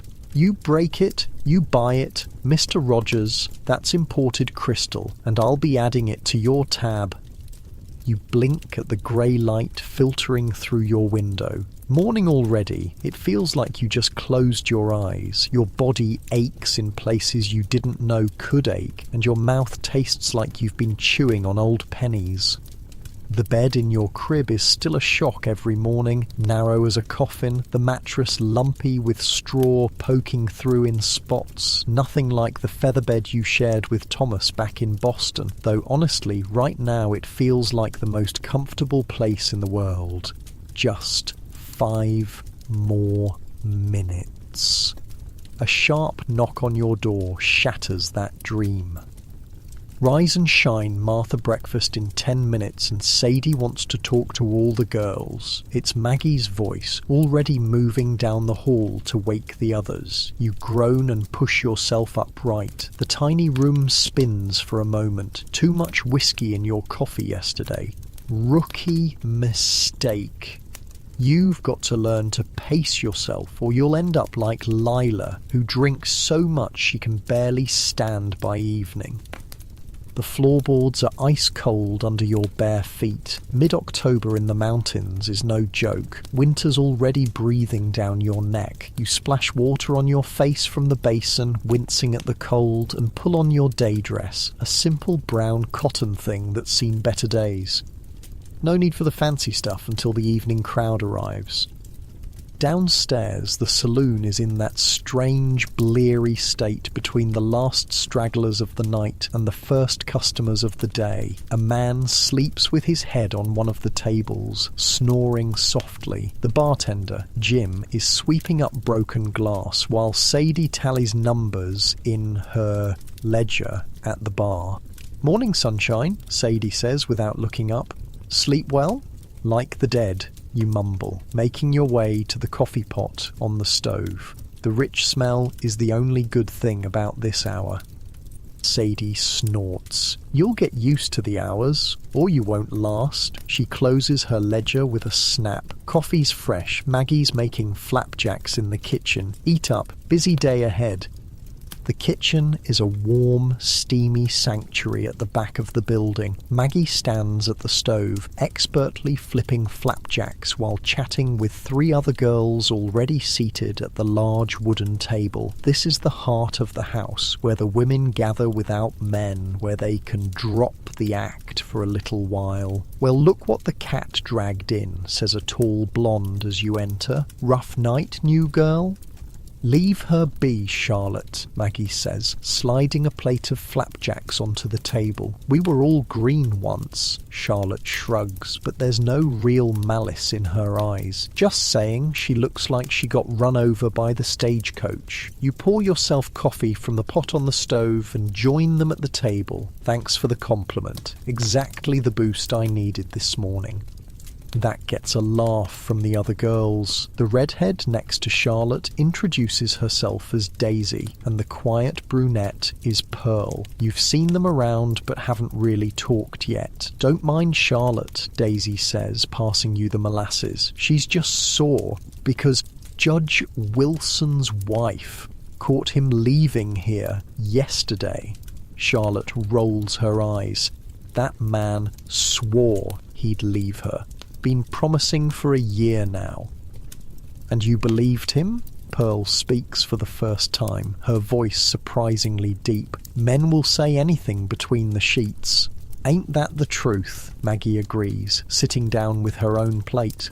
First rule of this business, honey. Don't believe a word they say, especially the sweet ones. You nod, pouring molasses over your flapjacks. The food here is surprisingly good. Maggie used to cook for a logging camp before she came to Silver Creek, and she keeps everyone well fed. So, where'd you come from, Martha? Daisy asks through a mouthful. Boston, you say after a moment's hesitation. No point lying to these women. They can spot a fake story a mile away. Fancy, Charlotte says. What brought you all the way out here? Man trouble, I'm guessing. Husband gambled away everything, then disappeared. The words come easier now, like you're talking about someone else's life. The women nod. They've heard this story before, or ones like it. Mine drank himself to death, Pearl offers quietly. Left me with 3 kids and a mountain of debt. Where are your children now? You ask, before you can stop yourself. Pearl's face clouds. With my sister in Denver. I send money when I can. She looks down at her plate. They think I'm a seamstress. An uncomfortable silence falls. You've touched on something painful, clearly, but before you can apologise, Sadie sweeps into the kitchen. Ladies, listen up. We've got a big day ahead. The mining company's paying out wages, which means the boys will be flush. I want this place spotless, and I want you all looking your best. She eyes each of you critically. Martha, you're with me after breakfast. Need to teach you a few things. After the last bite of flapjack, you follow Sadie upstairs to her private quarters at the end of the hall. Unlike the cramped cribs where you all sleep, her room is spacious and well furnished. A large 4-poster bed with actual sheets, a dressing table with a proper mirror, a small sitting area with 2 upholstered chairs, and a bookshelf filled with ledgers and a few novels. Sit, she orders, pointing to one of the chairs while she rummages in a cabinet. She returns with a wooden box which she sets on the small table between the chairs. First things first, she says, opening the box to reveal an array of small bottles, tins and packets. Protection. This business will kill you quick if you're not careful. She holds up a small rubber item. French letter. Make sure every man wears one. No exceptions, no matter what they offer to pay. Some will try to take it off when you're not looking, so check and don't let them turn you around so you can't see what they're doing. Next comes a tin of powder. Douche powder. Use it after every customer, no matter what. Mix with warm water. There's always some on the stove downstairs. A small brown bottle. Laudanum.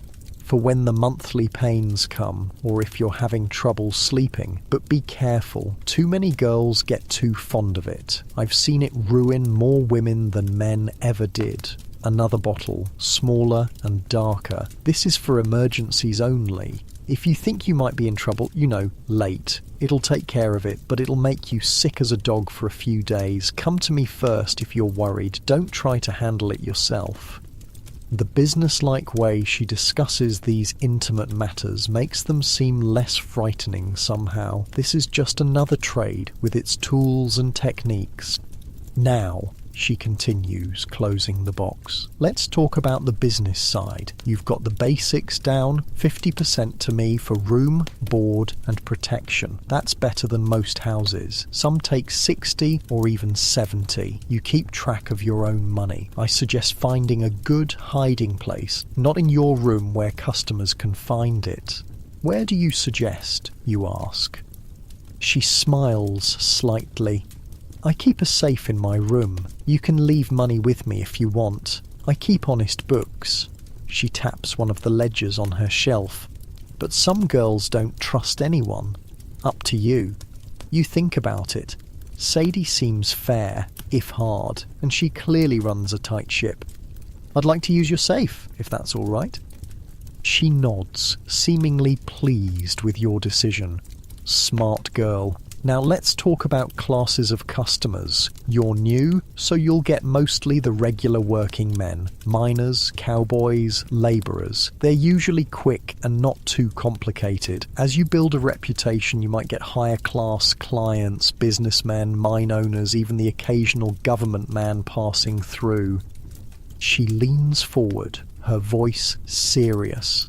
The higher the class, the more particular they are, but they also pay better and sometimes give gifts. Treat them special, remember their names and what they like. That's how you build regulars.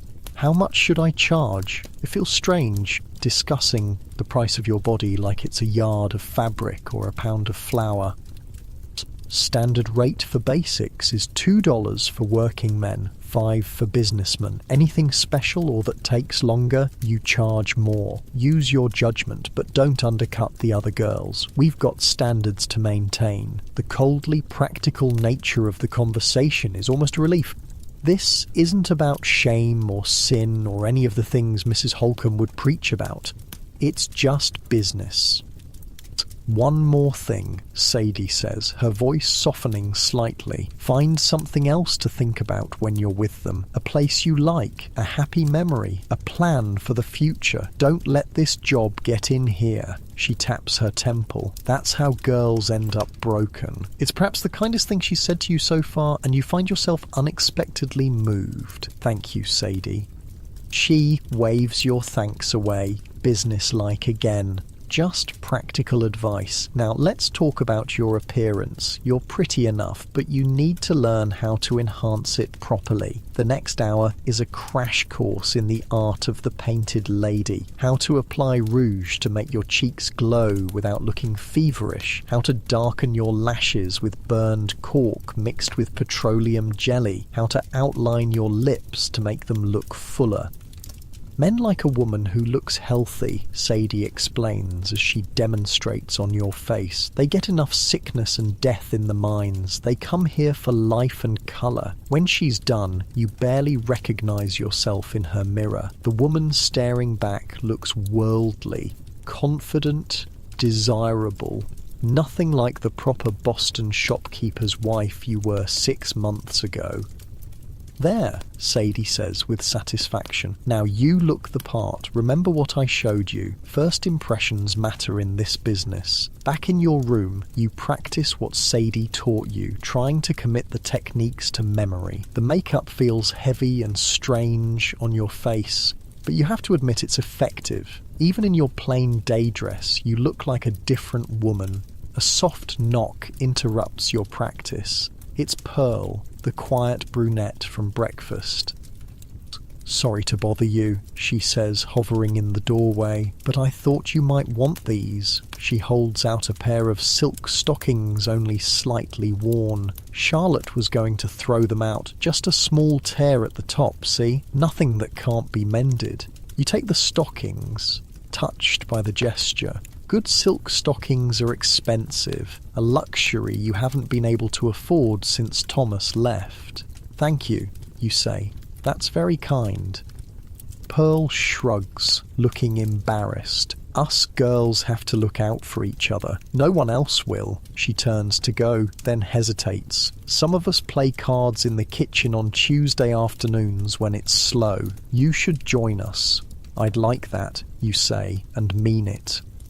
After she leaves, you examine the stockings. The tear is indeed small, easily fixed with a few careful stitches. You've always been handy with a needle. Maybe that's a skill you could offer the other girls in exchange for their knowledge. The afternoon passes in a flurry of activity. The whole place is being cleaned from top to bottom in preparation for the evening rush. You're assigned to help Maggie wash all the glassware, while other girls sweep and mop and dust. Payday's always busy, Maggie explains as you dry a seemingly endless parade of glasses. Miners come in with their pockets full and looking to spend. Good money, but long hours. How many customers should I expect? You still have trouble saying the word. Like naming it makes it more real. Maggie considers this. On a regular night, maybe 5 or 6. On payday, could be double that. Don't worry, Sadie won't let anyone work you to death your first week. She's tough, but fair.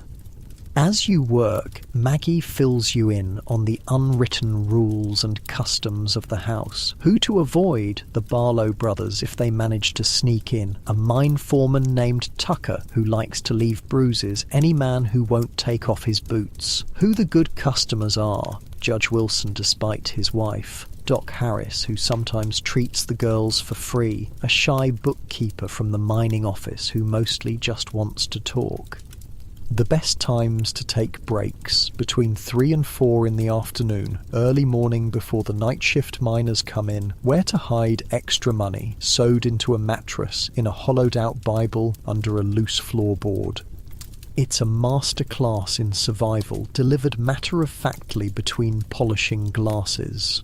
One more thing, Maggie says, lowering her voice. If you ever need to get away, really away, there's a woman in Denver who helps girls start over. Name's Mrs. Robinson, runs a boarding house for respectable working women. She doesn't ask questions about your past. Sadie knows about her, sends girls there sometimes when they want out of the life. You absorb this information silently, an escape route if you need it. Good to know. Why are you telling me this? You ask, finally. Maggie's hands don't stop working as she answers. You've got that look, like you're just passing through, not settling in. Some girls are made for this life, mate. They take to it like ducks to water. Others, she shrugs. Just thought you should know there are options. Before you can respond, the front door bangs open and a boisterous group of men enters. Miners just off shift, their faces still streaked with coal dust, ready to spend their newly acquired wages. Showtime, Maggie murmurs, drying her hands on her apron. Remember what Sadie taught you, and if you get overwhelmed, signal me or one of the other girls. We look out for each other here. The afternoon blurs into evening as more men arrive, filling the saloon with noise and smoke and the smell of unwashed bodies. You circulate as Sadie instructed, smiling and chatting, accepting drinks that you secretly pour into the spittoon when no one's looking. It's overwhelming at first, the noise, the hands that seem to find their way to your waist or shoulders at every opportunity, the crude jokes and cruder propositions. But you find a rhythm eventually, a way to navigate the room that keeps you moving, never trapped in one spot for too long. You watch the other girls work, Charlotte with her brassy laugh and expert flirtation, Pearl quieter but with a mysterious air that seems to draw certain men like moths to flame, Daisy with her vivacious energy always in motion. Each has developed her own persona, her own way of attracting customers. What's yours going to be? You're still figuring that out. For now, you lean on your Boston background, playing up the contrast between your proper speech and your current profession. Men seem to enjoy the novelty of it. A real society lady, one miner says appreciatively after you correct his grammar without thinking. Fancy that in a place like this. By midnight, you've taken 3 men upstairs to your crib room. The encounters are brief, transactional, impersonal. You follow Sadie's advice and let your mind drift elsewhere, to a peaceful day in the Boston Public Garden, to plans for saving enough money to leave, to the plot of the last novel you read before your life collapsed. It works, mostly. You're present enough to ensure the men follow the rules, to count your money afterward, to use the douche powder as instructed, but some essential part of you is elsewhere, protected. Between customers, you find moments to breathe, standing by the back door, letting the cold mountain air clear your head, sharing a quick cigarette with Daisy on the back steps, a cup of coffee in the kitchen with Maggie, who always seems to know when someone needs a break. It's during one of these moments that you overhear a conversation that catches your attention. Two men at a nearby table, better dressed than the miners, one older with a heavy gold watch chain across his vest, the other younger with the look of an educated Easterner. "The railroad's coming through. Mark my words," the older man is saying. 6 months, maybe less. And when it does, this town's going to explode. "And you've already bought up the land they'll need," the younger man says with admiration. "Brilliant, Mr. Holcomb." Holcomb, the name registers immediately. Mrs. Holcomb's husband, the man who owns half the town, according to Sadie. "Smart investing is about seeing the future before others do," Holcomb says smugly. "The mine's producing well, but it's the railroad that will make this town, and those who control the land control the future." You drift closer, pretending to clean an empty table. "What about the current businesses?" the young man asks. "Will they be affected?" Holcomb's laugh is short and dismissive. "Some will thrive, those that serve our purposes. Others..." His eyes drift around the saloon, lingering on the girls, on Sadie behind the bar. "Others may find that Silver Creek is becoming too respectable for their particular services." A chill runs through you. Is he planning to shut down the brothel? Where would you all go? What would happen to women like Pearl, sending money to her children? Before you can hear more, Charlotte appears at your elbow. "Got a live one asking for you," she murmurs. "Table by the stairs. Looks like he can pay well." You reluctantly leave the conversation behind, filing the information away to think about later. For now, there's work to do. The man at the table is indeed well dressed, a travelling salesman, you guess from his polished appearance and sample case beside his chair. He introduces himself as Mr. Barrett, in town selling mining equipment. "Pleasure to meet you, Martha," he says, his smile revealing expensive dental work. "May I buy you a drink?" And so the dance begins again. But as you flirt and laugh and eventually lead him upstairs, your mind keeps returning to what you overheard. Change is coming to Silver Creek, the kind of change that might eliminate the only steady work available to women like you and your newfound sisters in this rough-edged town at the edge of civilization. You've barely begun to find your footing in this new world, and already it might be crumbling beneath you. Such is life in the Wild West, always uncertain, always balanced on the knife's edge between opportunity and ruin. As you close your door behind Mr. Barrett, you wonder what Sadie would say if you told her what you'd heard. Would she have a plan? Would she fight, or would she simply move on to the next boomtown, the next opportunity? And what would you do if forced to choose? Questions for tomorrow. For now, there's only the next customer, the next dollar, the next step in learning how to survive in a world far harsher than the one you left behind. 3 weeks in Silver Creek, and you're already developing routines. The unfamiliar has become familiar with alarming speed. You wake earlier now, before Maggie's knock. Your body's adjusting to the rhythm of brothel life. Sleep during the quiet afternoon hours, work from evening until dawn. The lumpy straw mattress no longer feels strange beneath you. The cold no longer shocks when your feet hit the bare floor each morning. Today, sunlight streams through your small window at an angle that tells you it's nearly noon. You've slept later than usual after a particularly busy night. Payday at the mine again, and the saloon was packed until the early hours. Your muscles protest as you sit up. 27 customers in one night, a record you're not eager to repeat. But the money was good. Your emergency fund is growing faster than you'd hoped. Another couple of months like this, and you might have enough to leave to start over somewhere else. Maybe California. You've heard San Francisco is booming. More opportunities for women there, even respectable ones. That thought carries you through your morning rituals, washing your face, brushing your hair, dressing in your day clothes. No need for makeup and fine dresses until evening. Daytime is for chores, meals, and the brief window of normalcy the women carve out for themselves between shifts.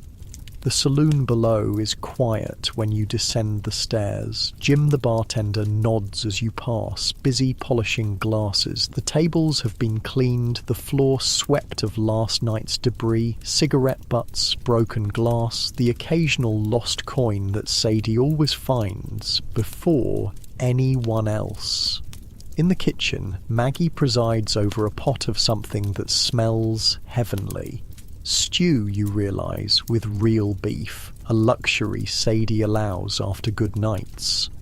"There she is," Maggie says with a smile. "Thought you might sleep through dinner." "Nearly did," you admit, pouring yourself coffee. "Is that real beef?" "Sure is. Sadie's in a good mood. Last night was the best take in months." She stirs the pot. "Said we earned a proper meal." Pearl and Daisy are already at the table, playing cards. Charlotte is notably absent, probably still sleeping after her own busy night. She had a line of customers waiting outside her door from dusk till dawn.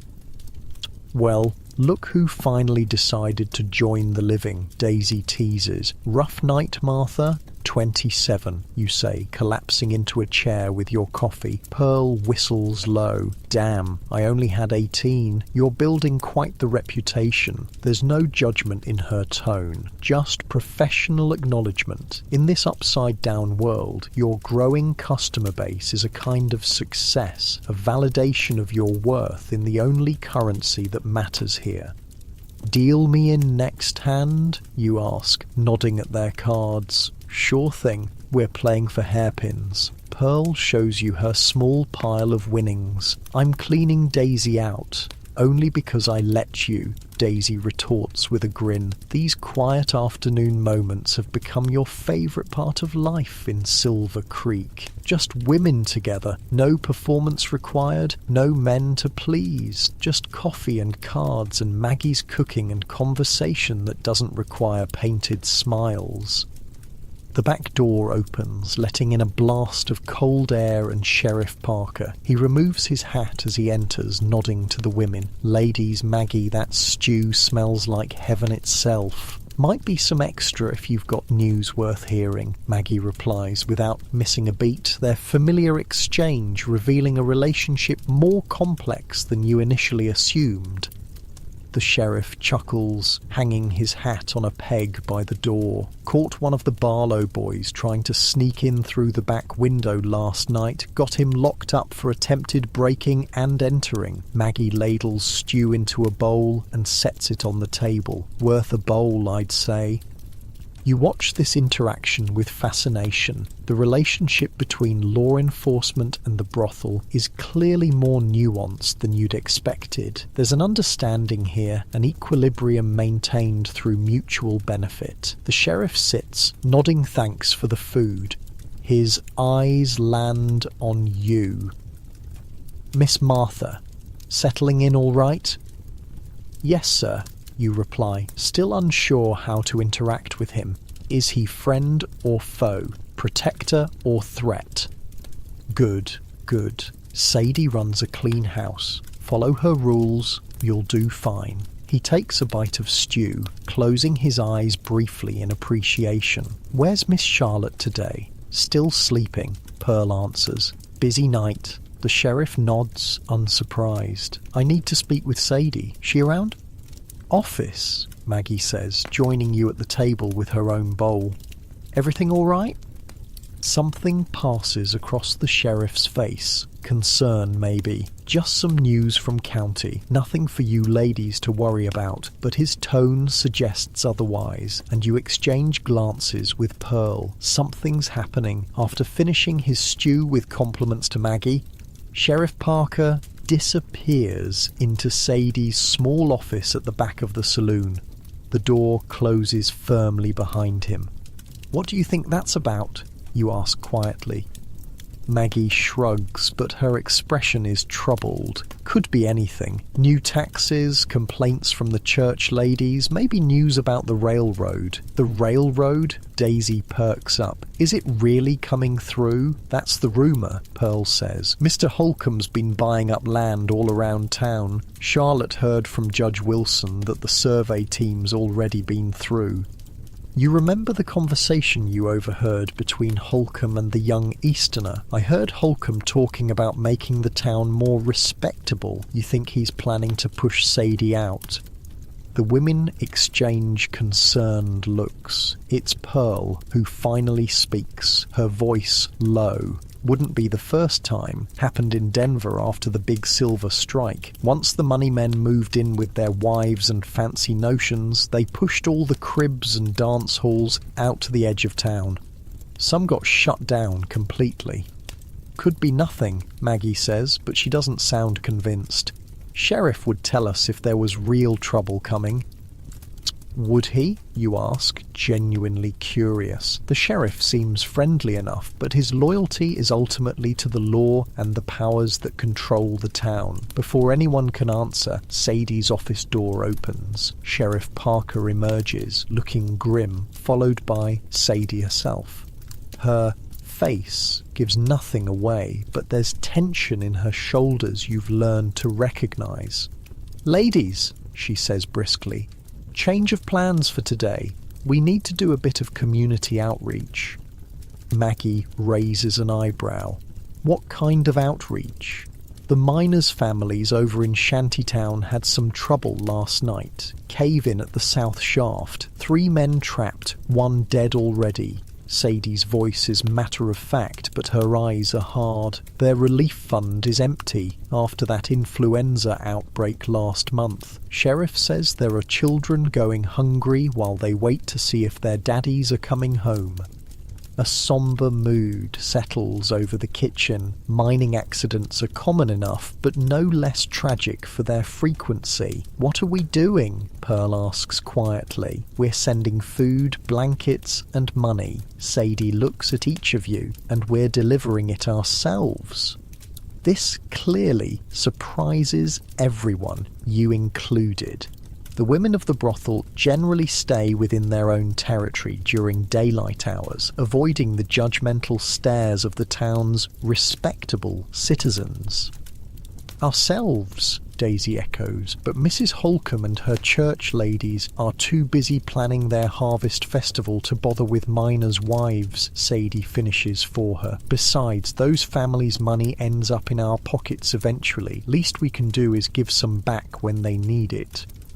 There's something in her tone that brooks no argument. This isn't just charity, it's strategy. You're beginning to understand that in Silver Creek everything is about maintaining a delicate balance of power and goodwill. "Maggie, pack up that stew and whatever bread we can spare. Girls, get your warmest shawls, it's cold out there, and each of you $10 from your earnings for the relief fund."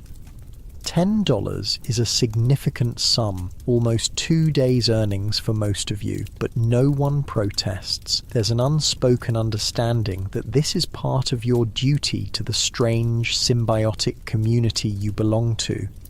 An hour later, you find yourself walking through the muddy streets of Silver Creek with Sadie, Pearl, and Charlotte, finally roused from bed for the occasion. Daisy has stayed behind with Maggie to prepare more food for the evening. Each of you carries something. You have a pot of stew, Pearl a stack of blankets, Charlotte a basket of bread. Sadie leads the way, head high, ignoring the stares and whispers that follow your unusual procession.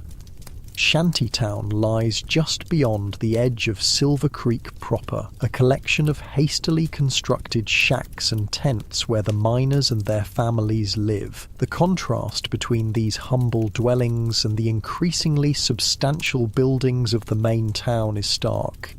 Even the saloon, for all its rough edges, is a palace compared to these shelters.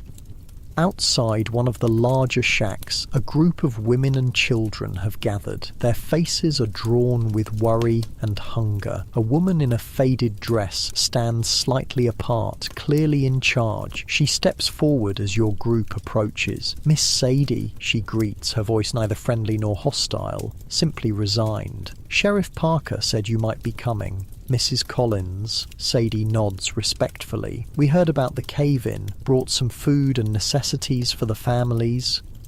Mrs. Collins studies your group for a long moment, her eyes lingering on your faces, recognition dawning. You resist the urge to look away. Finally, she nods. "That's Christian of you," she says, though her tone suggests she finds the description ironic. "The children haven't eaten since yesterday."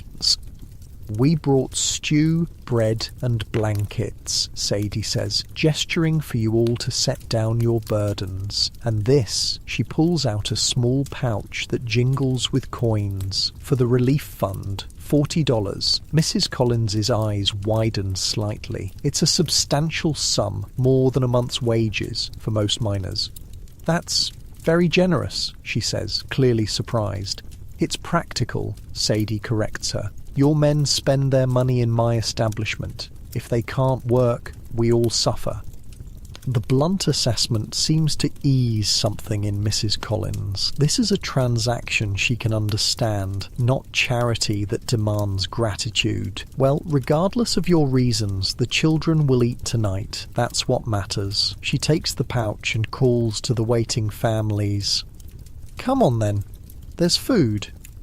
What follows is a scene unlike anything you expected when you woke this afternoon. The women of Shantytown, miners' wives, many of whom probably curse their husbands for spending hard-earned money at your establishment, line up with their children for the food you've brought. There's little conversation, just nods of acknowledgement, occasionally a murmured, "Thank you." The children are less reserved. They grab pieces of bread with grubby hands, slurp stew noisily, and stare openly at your group. One little girl with tangled blonde hair tugs at your skirt. "Are you really one of the fancy ladies from the saloon?" she asks, eyes wide with curiosity. You feel your cheeks warm. Becky." Her mother appears, mortified. "I'm sorry, miss." She doesn't know what she's saying. "It's all right," you manage, smiling at the little girl. "Yes, I work at the saloon." "Do you wear pretty dresses?" Pa says the ladies at the saloon wear the prettiest dresses in town. Despite yourself, you laugh. "Yes, sometimes we do." The mother looks torn between embarrassment and her own curiosity. Finally, she asks quietly, "Is it true you ladies sent for a doctor from Denver when Timmy Wilson had the fever? The real good one that saved him?"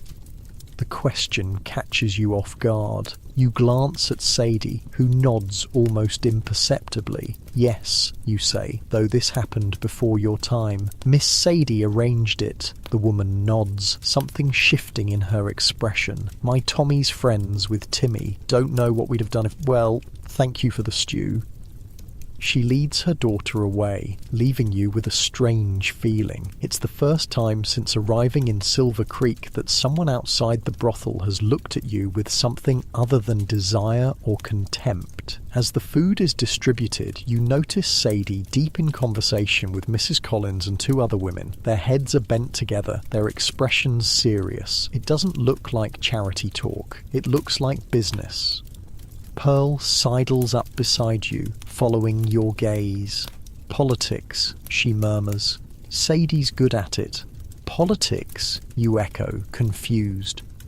Sheriff brings her news. She decides who needs to know what. Those women." She nods toward the group with Sadie. "They're the real power in Shantytown. Their husbands might swing the picks, but these women keep everyone alive and in line." You watch the interaction with new eyes. There's something happening here beyond simple charity. Alliances being reinforced, information being exchanged. Sadie isn't just being kind, she's shoring up support, building goodwill that might be needed later. "Is this about the railroad?" you ask quietly. About Holcomb trying to clean up the town. Pearl shrugs, but her eyes are knowing. Sadie doesn't confide in me, but I've seen this before. She's preparing for something. On the walk back to the saloon, you find yourself beside Sadie. The other women have gone ahead, eager to get out of the cold. That wasn't just about feeding hungry children, was it? You ask, your breath fogging in the air. Sadie gives you a sharp look, then something like approval crosses her face. You notice things. Good. She's quiet for a moment, then, Silver Creek is changing. Money's coming in with the mine doing well, and the railroad will bring more. Men like Holcomb see opportunity. To push us out? To remake the town in their image. Respectable, civilized. Her mouth twists on the words. Never mind that we were here first. Never mind that their precious civilization is built on our backs and other parts. The bitterness in her voice surprises you. Sadie usually maintains a pragmatic, emotionless demeanour. What can we do? She glances at you. We? Planning to stay around that long? Boston? You flush, caught out.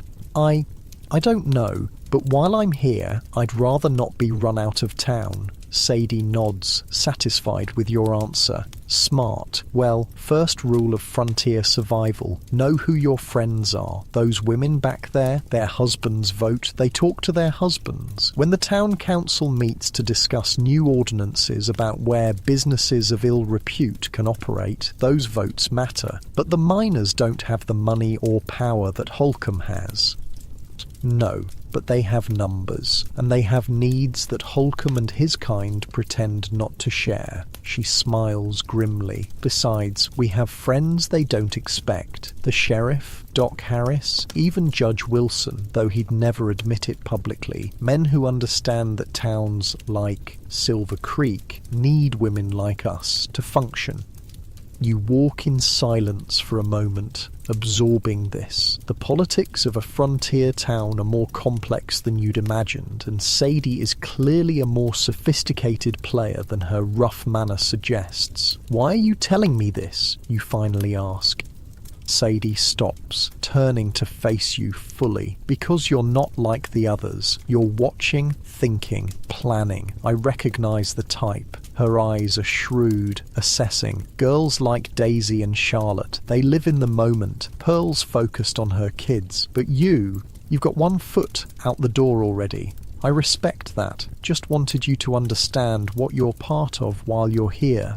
You're not sure how to respond to this unexpected insight. It's unsettling to be so transparent to her.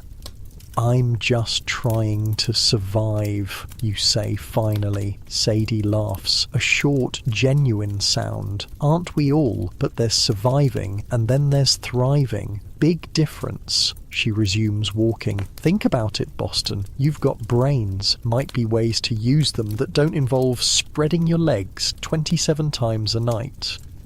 The crude assessment makes you wince, but there's something like a compliment buried in there. Before you can respond, you've reached the saloon. The evening customers are already beginning to arrive, and your strange afternoon interlude in Shantytown recedes as the familiar rhythm of the night shift begins. But as you change into your work clothes, the red satin with too much lace that no longer feels strange against your skin, you find yourself thinking about Sadie's words, about politics and power in this rough-edged town, about surviving versus thriving. You came to Silver Creek with one goal, earn enough to escape, but now you're glimpsing something unexpected, the complex social web that holds this precarious community together, and the crucial, if unacknowledged, role that women like you play in it. It's not respectable.